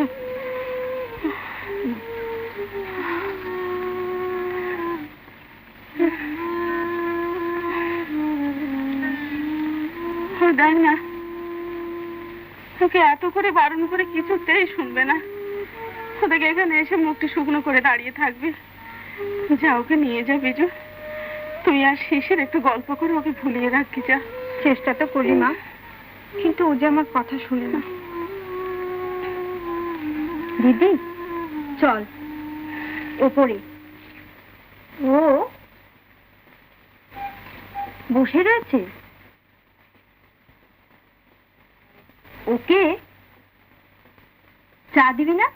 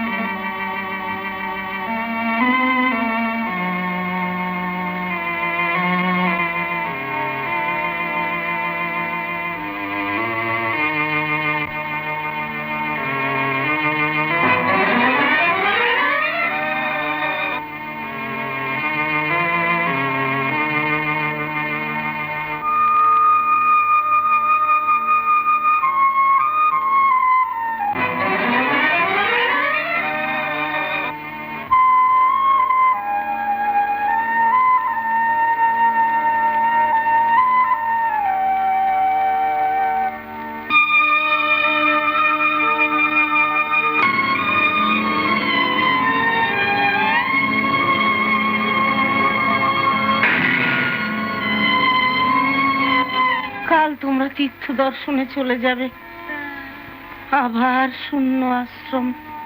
ঠাকুরের দয়ায় বদ্রীনারায়ণ দর্শন শেষ হলে আবার তো আমরা এই পথে ফিরে আসবো বোন, তখন আবার দেখা হবে। জানি না ততদিন বেঁচে থাকবো কিনা। সে কি কথা, রেবার বিয়ে না দিয়ে তুমি যাবে কোথায়? রেবার বিয়ে?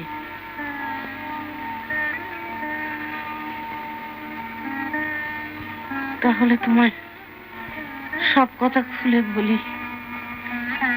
আমার দুই মেয়ে, কৃষ্ণা আর রেবা, উনি চিরকাল পশ্চিমে চাকরি করতেন। দেশের সঙ্গে বড় একটা সম্পর্ক ছিল না। মেয়েদের বিয়ে দিতে দেশে গেলাম। একটি পাত্রের সঙ্গে কৃষ্ণের বিয়েও দিলাম। বিয়ের পর জানা গেল কৃষ্ণার স্বামী জাতিচ্যুত। তারপর অনেক চেষ্টায় রেবার জন্য একটি পাত্র ঠিক করলাম। বিয়ের লগ্নে পাত্রপক্ষ এসে জানালো বড় জামাই জাতিচ্যুত, কাজী আমাদেরও জাত নেই, রেবাকে তারা গ্রহণ করতে পারবে না। থাক মা, আর বলো না। তার দুদিন পরে খবর এলো কৃষ্ণা আত্মহত্যা করে সব ঝালা জুড়িয়েছে। আত্মহত্যা? স্বামী স্ত্রী দুজনেই সংসার ছেড়ে চলে এলাম ঋষিকেশে।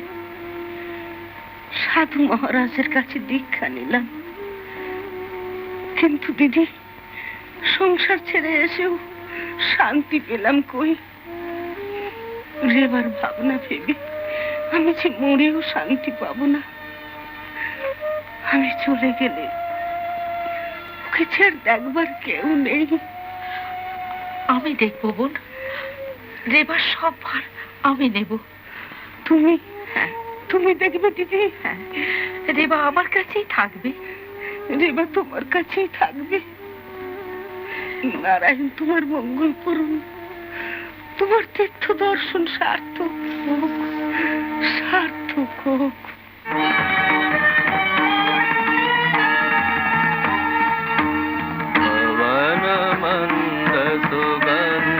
शीतल हेम मंदिर शोभितं पवन मंद सुगंध शीतल हेम मंदिर शोभितं निकट गंगा बहति निर्मला तीर्थ मुनि जन करत जाय जय श्री बद्रीनाथ विश्वम्भरा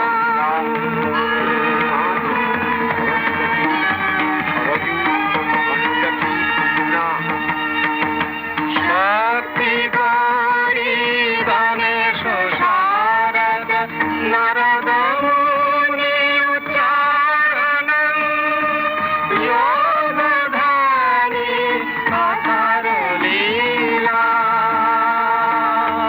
श्री बद्रीनाथ विश्वम्भरम् शक्ति गौरी गणेश शारद नारद मुनि उच्चारणं योगधानी अथर लीला श्री बद्रीनाथ विश्वम्भरम् श्री बद्रीनाथ विश्वम्भरम् श्री बद्रीनाथ विश्वम्भरम्। ঠাকুরের দয়ায় বদ্রীনারায়ণ দর্শন শেষ হলো, 3 দিন 3 রাত বাসও হলো। এবার ঋষিকেশে ফিরে যাই চল। কেন না? ঋষিকেশ দিয়ে কেন? আমরা কর্ণপ্রয়াগ দিয়ে রানীক্ষেত হয়ে তারপরে রামনগরে গিয়ে ট্রেন ধরবো। না রে, রেবা তার মাকে দেখার জন্য মনটা বড় ছটফট করছে বাবা। ওদের সব কথা শোনার পর থেকে আমি এক মুহূর্ত ওদের ভুলতে পারছি না। আমরা ঋষিকেশেই ফিরে যাই চল। বেশ, তো তাই যাবো। রেবা, রেবা,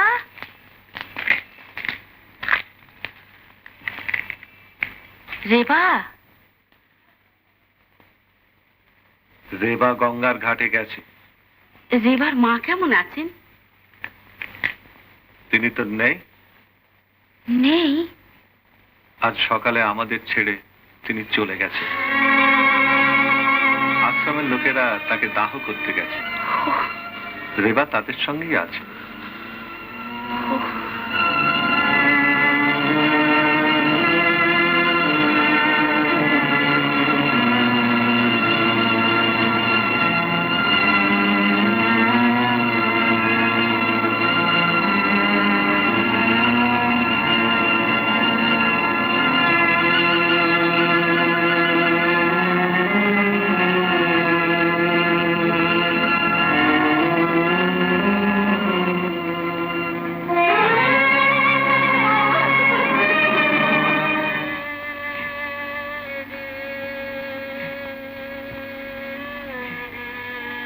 মা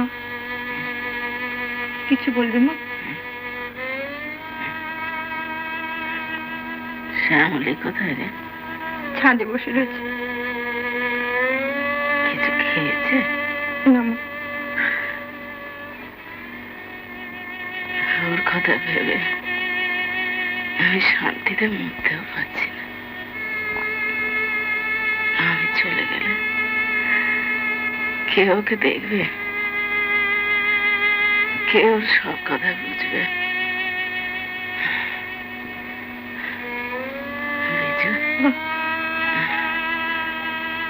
ওকে একবার আমার কাছে নিয়ে আয়। আচ্ছা।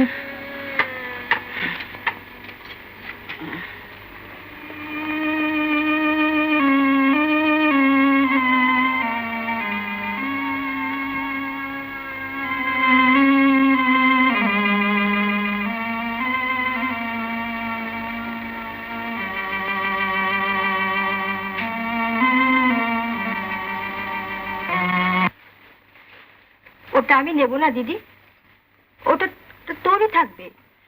মা মা মা নিচে ডাকছে। ওঠ ওঠ, মা ডাকছে। আয় ভাই আয়, চল।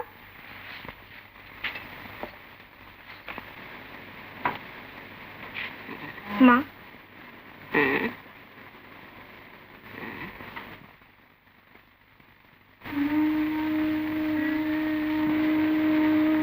বিজু, একটু দুধ নিয়ে আয় তো, দেখি যদি ওকে খাওয়াতে পারি।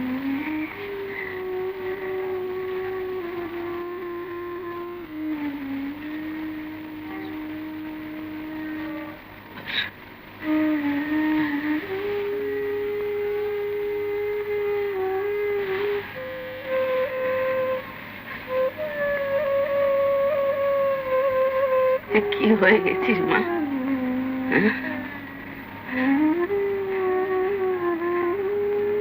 দিন রাতে ছবিখানা নিয়ে বসে থাকিস, আর কি তাকে পাবি?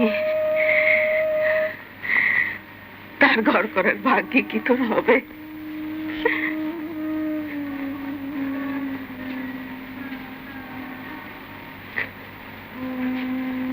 দুধ এনেছি মা।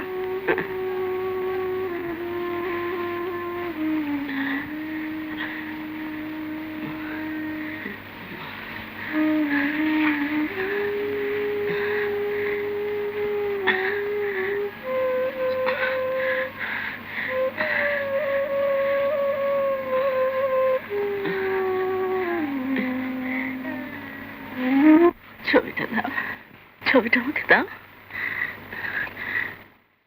এখানে রাখি।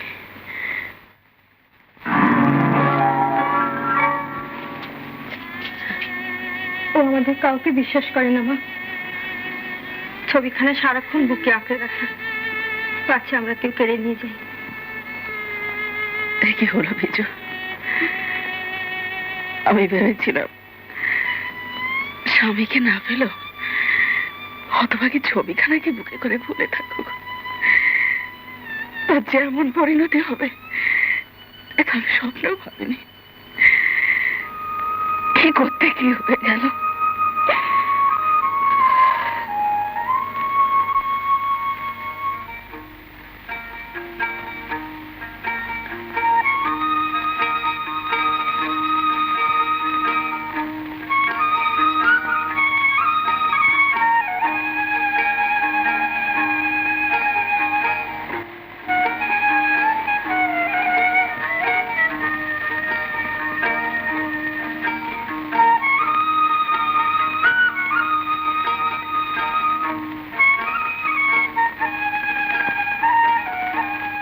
কি ভাবছেন এমন করে? না কিছু না, বসো।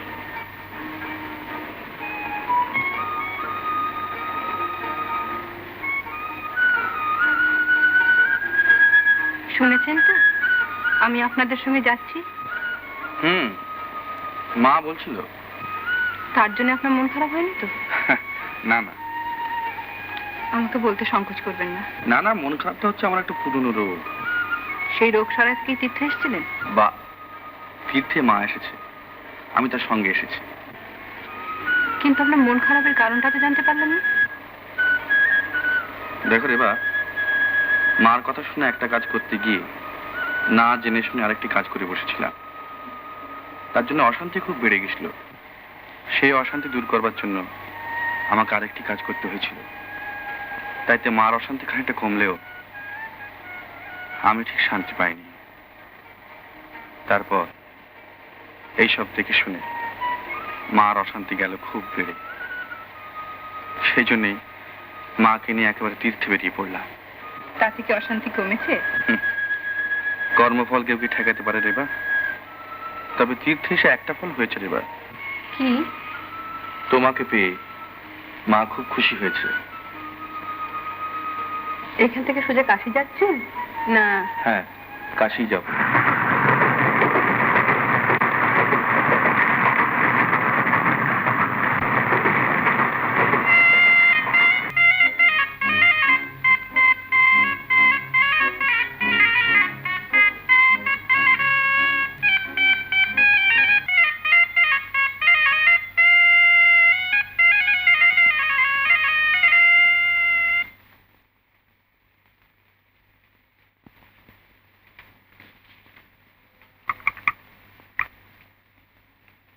আপনার চা।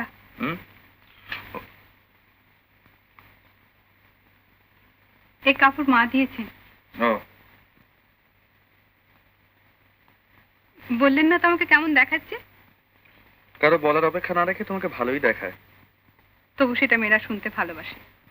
তাহলে বলি, চমৎকার দেখাচ্ছে। সেই বললেন, তবু আগে বললেন না কেন? রেবা, আমার ঘরের জানলাটা বন্ধ করে দিয়ে আয় না মা।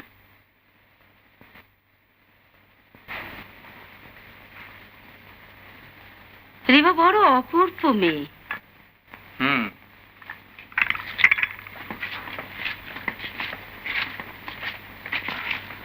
আমার আর বাইরে বাইরে ভালো লাগছে না অনিল। সলিল ওদিকে রাগ করে চিঠি লিখেছে। বেশ তো, চলো না কালই কলকাতায় ফিরে যাই। সেই ঘরে আর আমি একদিনও বাস করতে পারবো না অনিল। আমি রেবাকে নিয়ে নতুন করে ঘর সাজাবো। হাসছিস? হাসছি তোমার ভুলে যাওয়ার ক্ষমতা দেখে। শ্যামলী আজও বেঁচে আছে মা। সে বিয়েকে আমি বিয়ে বলে মনে করি না অনিল। কিন্তু আমি যে করি। তাহলে রেবাকে তুই বিয়ে করবি নি? এমন ভাগ্য হাতে পেয়ে ছুঁড়ে ফেলে দিবি অনিল? দেখো মা, রেবাকে যে বিয়ে করবে সে ভাগ্যবান হবে ঠিকই, তবে সে ভাগ্য আমার জন্য না।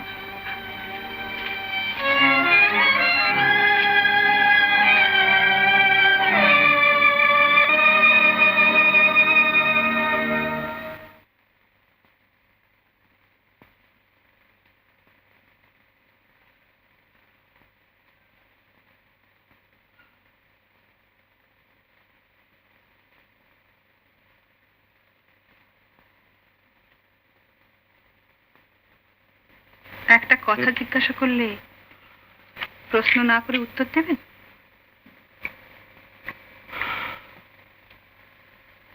বসো। দেখো রেবা, তোমার আমার সম্বন্ধটা পরিষ্কার হয়ে যাওয়া দরকার, যাতে ভবিষ্যতে আমরা কেউ কাউকে ভুল না বুঝি। শ্যামলী আপনার স্ত্রী, একটি হাবাকালা মেয়ে। তাকে আমি না দেখে শুনে বিয়ে করেছিলাম। মা তাকে তার পুত্রবধূ হিসেবে স্বীকার করে নেননি। তার জন্য মাকেও আমি দোষ দিই। শ্যামলীর প্রতি আপনার ভালোবাসা না দয়া? দয়া আর ভালোবাসা মনের একই জায়গা থেকে আসে রেবা। শ্যামলীর জন্য কি আপনি আর কারোকে বিয়ে করতে পারেন না? না, আর কাউকে বিয়ে করবার অধিকার আমার নেই। তাতে কি জীবনে সুখী হতে পারবেন? ভাগ্য যাকে বিড়ম্বিত করেছে তাকে কেউ কোনোদিন সুখী করতে পারবে না রেবা।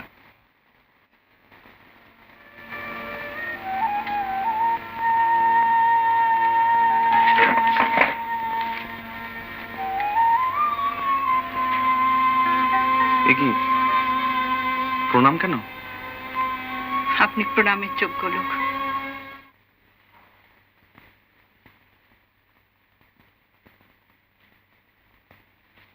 রেবা, তুমি নাকি চলে যাচ্ছ? হ্যাঁ মা। কিন্তু আমার অমতে তুমি কোথাও যেতে পারো না, তা তুমি জানো? তবু আমাকে চলে যেতে হবে মা। কেন? কেন তা তো আপনি জানেন। কিন্তু রেবা, এই দুঃখ রাখবার কাছে আমার নেই মা। আমি যে অনেক আশা করে তোকে এখানে এনেছিলাম। মা, অনিলবাবু বলেছেন ভাগ্য যার বিড়ম্বিত তাকে কেউ সুখী করতে পারে না। আপনার মতন আশ্রয় পেয়ে আমাকে চলে যেতে হচ্ছে, এ আমার কম দুঃখ হচ্ছে না মা।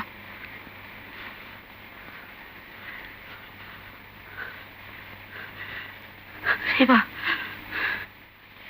রেবা, তুই থাক রেবা। আমি তোকে কথা দিচ্ছি, তোর বাপ মা তোকে যেরকম পাত্রে সম্প্রদান করতে, আমি তার চেয়ে অনেক ভালো পাত্রে তোকে সম্প্রদান করবো মা। না মা, তা হয় না। মা, মা, এই যে শোনো, রেবার জন্য ঋষিকেশের একটা আর আমাদের কলকাতা যাওয়ার জন্য দুটো বার্থ রিজার্ভ করলাম, বুঝলে? তুই এত হাঁপাচ্ছিস কেন অনেক? ভীষণ শীত করছে, দেখো তো জ্বর এসছে। কি রে? তাই তো, গাছে পুড়ে যাচ্ছে। কি করে রওনা হবো বাবা? না না, রওনা হতেই হবে আজকে। আমি শরীরকে টেলিগ্রাম করে দিয়েছো, কালকে স্টেশনে ওয়েট করবে আমাদের জন্য। এত কম্বল দেখি ভীষণ শীত করছে বাবা। কি করলে বাবা বিশ্বেশ্বর? কেমন করে আমি বাড়ি নিয়ে যাব? আপনি এত ভাবছেন কেন মা? আমি তো আপনার সঙ্গে আছি। তুমি যাবে মা আমাদের সঙ্গে? এই বিপদে আমি কি আপনাদের ছেড়ে চলে যেতে পারি না? মারে, সত্যি তুই আমার মেয়ে। মা, হ্যাঁ বাবা। মা, বড্ড মাথা যন্ত্রণা হচ্ছে, বুঝলে? কি হবে মা? খারাপ জাতের টাইফয়েড সহজেই ব্রেইন এফেক্ট করতে পারে। শুধু ডাক্তার আর ওষুধের দ্বারা কিছু হবে না, বেশ রীতিমতো নার্সিং এর দরকার। দিন রাত পেশেন্টকে অ্যাটেন্ড করবার জন্য অন্তত দুজন বেশ ট্রেইন নার্স চাই। সে ভাগটুকু আপনি আমাকে দিতে পারেন। তুমি? নার্সিং এর ট্রেনিং অবশ্য আমার নেই, তবে আমার দ্বারা রোগীর কোন রকম অযত্ন হবে না, সে বিষয়ে আপনি নিশ্চিন্ত থাকতে পারেন। বেশ, আমি তোমার কথার উপরই নির্ভর করছি, কিন্তু মনে রেখো পেশেন্টের জীবন মরণ নির্ভর করছে ওই নার্সিং এর উপর। আচ্ছা, আমি তাহলে এখন আসি। ওই নতুন প্রেসক্রিপশনের ওষুধটা এখনই আনিয়ে নেবে। জি আজ্ঞে।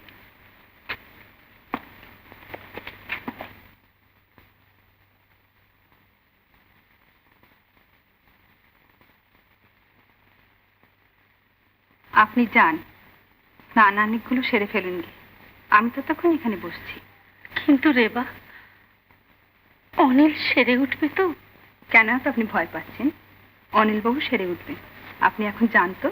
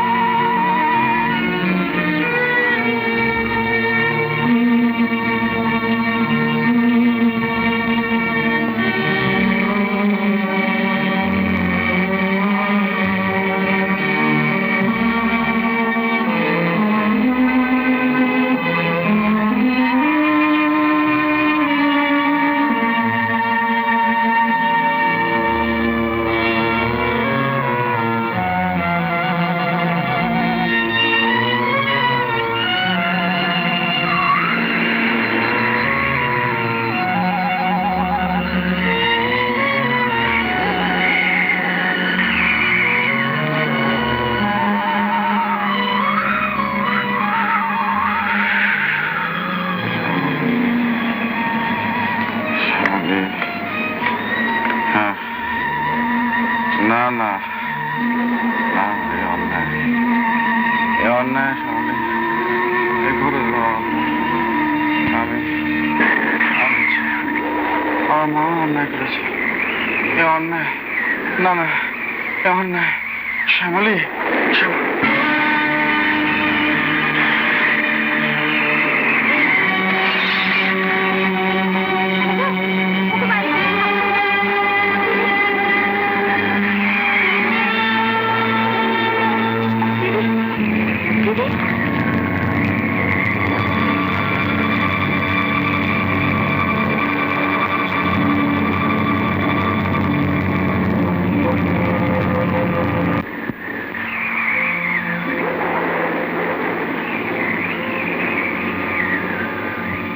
দিদি দিদি দিদি এই নাও ঠিকই না কাপড় মুছিয়ে দাও জামা কাপড়টা পাল্টে দিন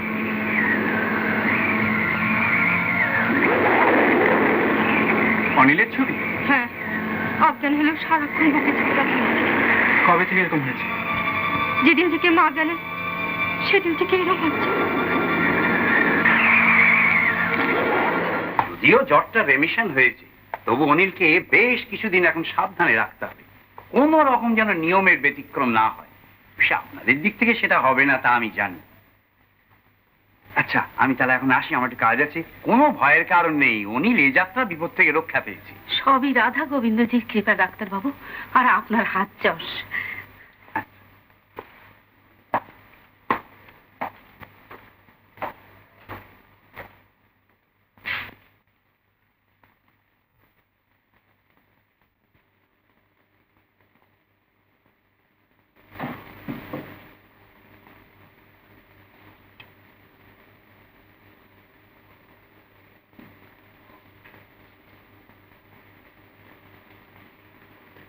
দেড় মাস পর আজ তুই ভালো করে কথা বললি। আজ এই 1.5 মাস ধরে জমি আর রেবাতে তোকে নিয়ে টানাটানি চলেছে বাবা। সত্যি বাবা, রেবার জন্য এ যাত্রায় তোকে ফিরে পেয়েছি। রেবা, আমি কালীঘাটে মায়ের পুজোটা দিয়ে আসি।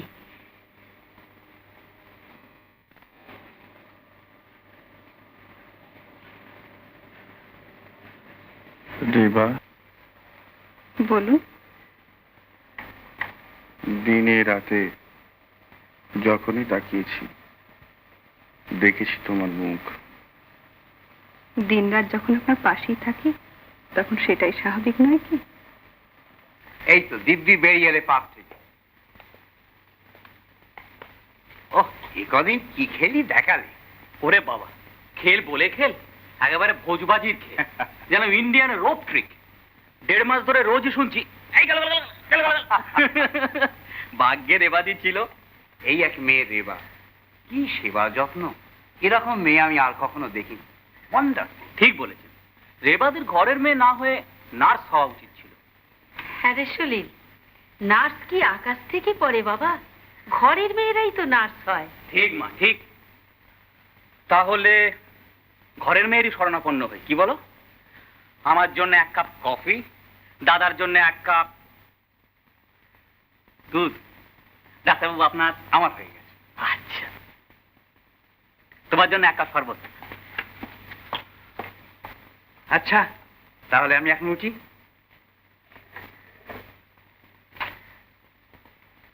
অনিল, আমি এবার যাই, আমার আবার 2টি পেশেন্ট দেখতে যেতে হবে। আর কটা দিন you will be perfectly alright. একটু সাবধানে থেকে। ডাক্তারবাবু ঠিক কথাই বলেছেন। সেবায় কর্তব্যে স্নেহে রেবার মতো মেয়ে হয় না, অথচ রেবার প্রতি কর্তব্যই আমরা করছি না। একটি ভালো পাত্রে রেবাকে সম্প্রদান করে রেবার মায়ের আত্মাকে একটু শান্তি দেব, এই প্রতিজ্ঞাই তো তীর্থস্থান থেকে করে এসেছিলাম, কিন্তু তা তো হলো না। কেন হবে না মা? রেবার জন্য ভালো পাত্র আমি নিজে খুঁজে আনবো। তুই খুঁজে আনলে আমি এবার যেতে দেবো কেন? এই এত বড় বাড়িতে আমি একলা থাকি কি করে বল? একটা সঙ্গী নেই, সাথী নেই। কিন্তু একদিন না একদিন রেবার বিয়ে তো দিতেই হবে। তা তো হবেই, কিন্তু তাই বলে রেবাকে আমি বাইরে যেতে দেব না। ওকে আমার ঘরের বউ করতে চাই অনিল। ঘরের বউ? কার বউ মা? অনিল, তুই কি অন্ধ? কিছু কি বুঝতে পারিস না?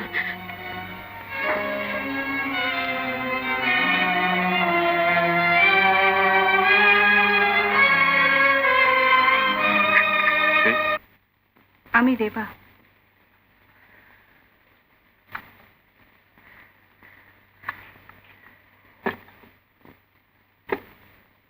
দুধটুকু খেয়ে নি।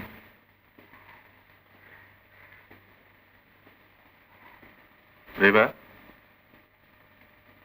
বসো, তোমার সঙ্গে কয়েকটা কথা আছে। বলুন। দেখো, কদিন ধরে দেখছি যে আমার সেবায় তুমি নিজেকে একবারে বিলিয়ে দিয়েছো।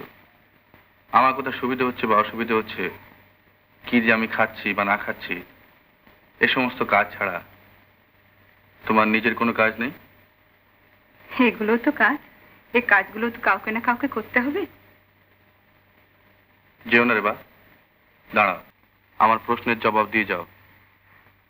আমার পাশে বসে দিনরাত তুমি আমার সেবা করেছিলে, কিন্তু তুমি তো আমাদের আত্মীয় বা পরিজন বলতে কেউ নও। আর তোমার সঙ্গে আমাদের কদিনই বা সম্পর্ক, কিন্তু তা সত্ত্বেও তুমি তোমার সুখ স্বাচ্ছন্দ্য সবকিছু বিসর্জন দিয়ে মৃত্যুর মুখ থেকে আমাকে ফিরিয়ে আনলে কেন? মনে করুন না কেন, আপনি উপকারী, আমি উপকৃত। আপনার মা যে স্নেহ আমাকে করেছিলেন। কিন্তু উপকার তো তোমাকে করেনি রেবা, আর তুমি তো আশ্রয়হীনা ছিলে না, বরং আমরাই তোমাকে তোমার সমাজ থেকে জোর করে তুলে নিয়ে এসেছিলাম।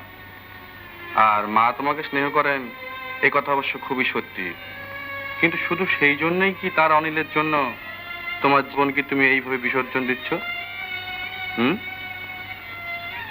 শুধু কি সেই কৃতজ্ঞতা?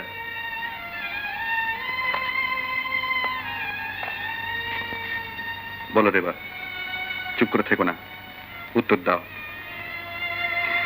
সব কথারই কি উত্তর থাকে? হ্যাঁ থাকে, আর সব উত্তরই আজ তোমাকে দিতে হবে। রেবা, রেবা,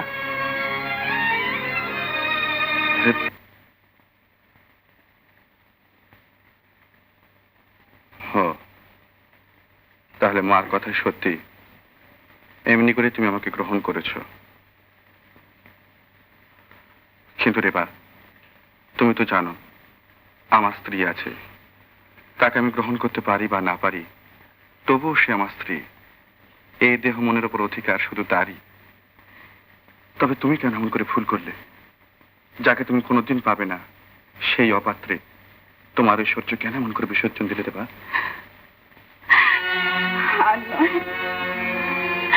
আর আমি পারি না, আমায় তুমি দয়া করো। আমি জানি তুমি স্বামীর স্বামী, সে অধিকার আমি কোনোদিনই কেড়ে নিতে চাইনি, আর কোনোদিনও চাইবো না।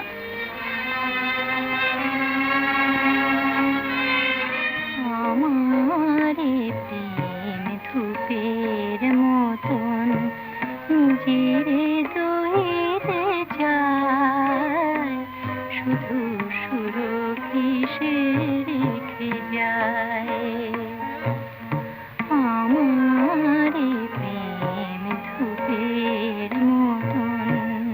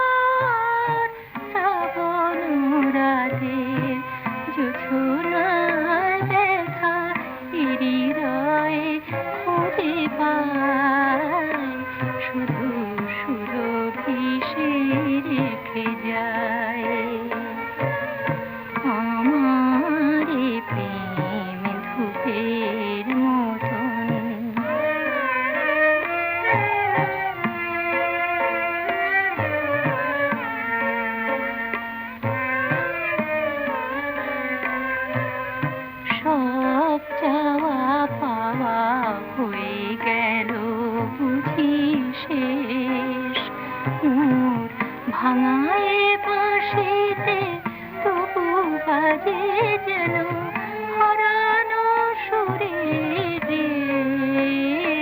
রেশ, হারানো সুরের রেশ। জানি আমার মালার ফুল সে যে হলো গো কাঁটার ফুল, আমার মালার ফুল সে যে হলো গো কাঁটার ফুল। আমি যে আধার অভিশাপ লয়ে দূরে সরে থাকি হায়, শুধু সুরভি সে রেখে যায়। আমার এই প্রেম ধূপের মতন নিজের দহিতে যায়, শুধু সুরভি সে রেখে যায়।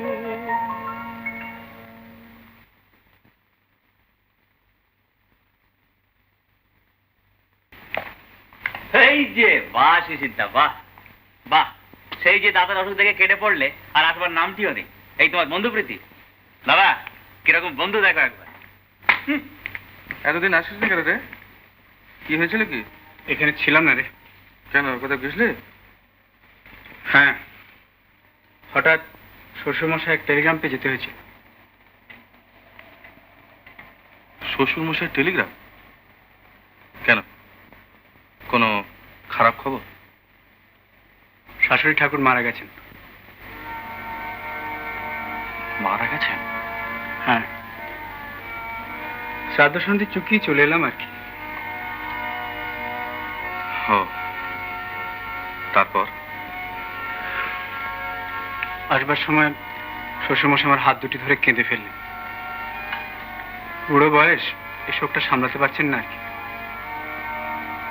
তার এখন ভাবনা হয়েছে শ্যামলির জন্য। কেন রে? ফিটের অসুখ। মায়ের মৃত্যুর পর থেকে এরকম হচ্ছে। দিনে প্রায় 3-4 ঘন্টা অজ্ঞান হয়ে থাকে। অজ্ঞান হয়ে থাকে? হ্যাঁ, তবে কি জানিস অনিল, অজ্ঞান হয়ে থাকলেও সারাক্ষণ তোর ছবিটা সে বুকে আঁকড়ে ধরে থাকে। না না না না শিশির, এই অন্যায়। অন্যায়? হ্যাঁ হ্যাঁ, এই অন্যায় শিশির, অন্যায়।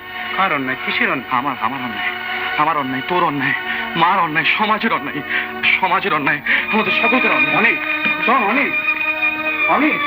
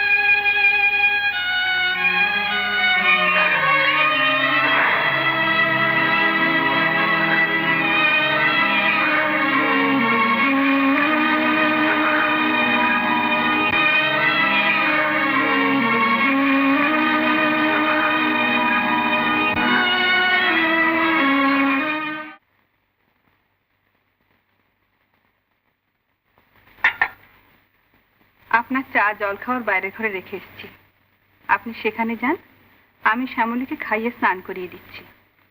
রেবা, আমি ভাবছিলাম কি একবার... না না, আপনাকে ব্যস্ত হয়ে ডাক্তার ডাকতে হবে না, শ্যামলী ভালোই আছে। কিন্তু আমার মনে হয় শ্যামলীর অসুখটা বোধহয় খুব শক্ত। শ্যামলীর ওষুধ ডাক্তার সব আপনি, ও এখানে থাকলেই ভালো হয়ে যাবে।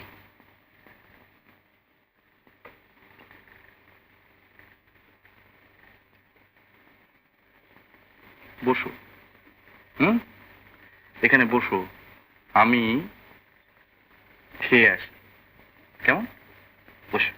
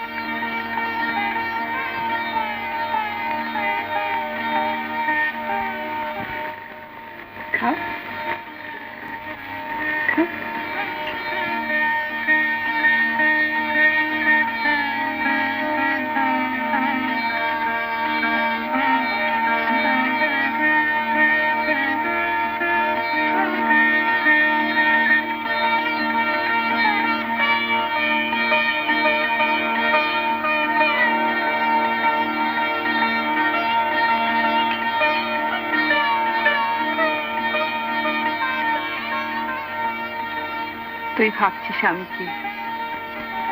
তুই অনিল বাবুকে যেভাবে দেখিস আমিও ঠিক সেইভাবে দেখি। সেকাল হলে আমি হতাম তো সতীন, আর ঝগড়া করতাম বরকে নিয়ে।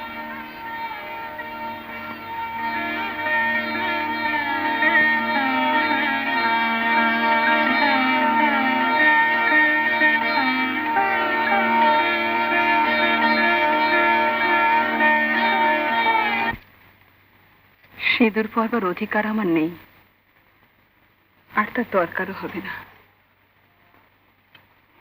ঋষিকেশে গঙ্গার ধারে বসে ভাববো মহাদেবের পাশে গৌরীর মতো অনিল বাবুর পাশে রয়েছে আমার সতীন শ্যামা। তুই থাকবি কাছে, আমি থাকবো দূরে। তুই করবি তার সেবা, আমি করবো তার ধ্যান। আমরা দুজনেই পাবো তাকে দুপদ দিয়ে।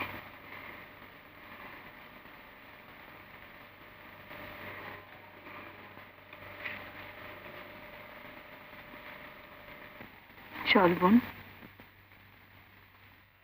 ও ঘরে চল, ও ঘরে চল, উঠ।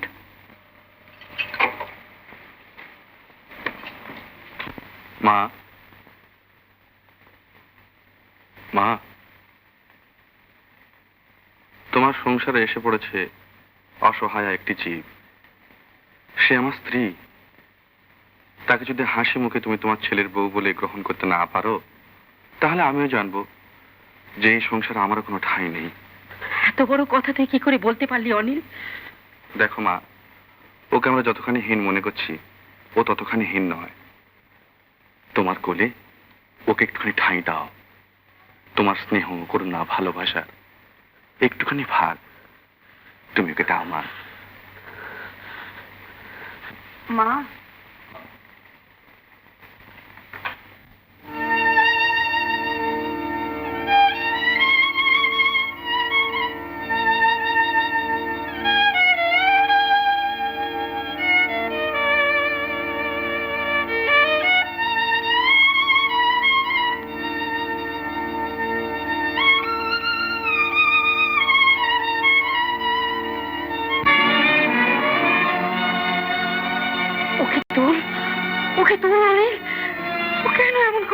ও বুঝতে পেরেছে মা, যে এই বাড়িতে ঠাঁই পেতে হলে তোমার পায়ে যে আশ্রয় পাওয়া যায়।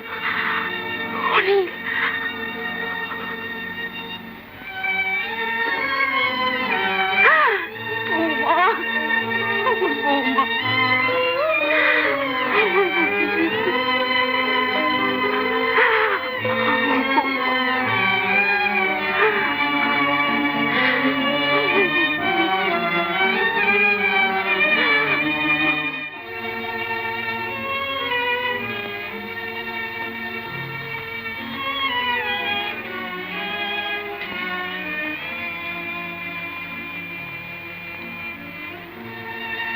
আমি যাচ্ছি শ্যামলী,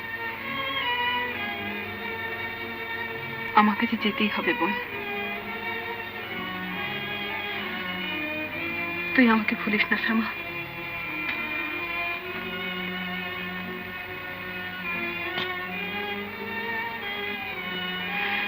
না, কোনো রাগ, কোনো অভিমান নিয়ে আমি যাচ্ছি না। দূরে গিয়ে আমি তোর কাছেই থাকবো। আমি যে তোর মধ্যে বেঁচে থাকবো শ্যামা।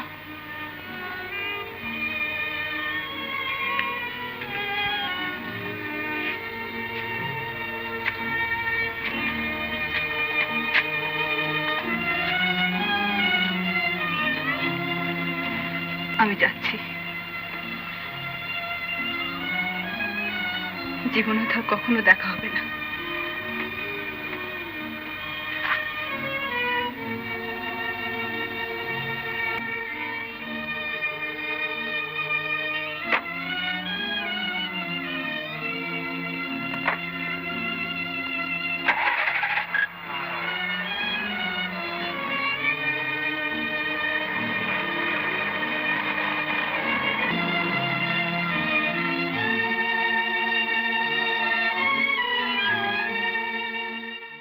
এখনই সাবস্ক্রাইব করুন Uttam Kumar movies YouTube channel.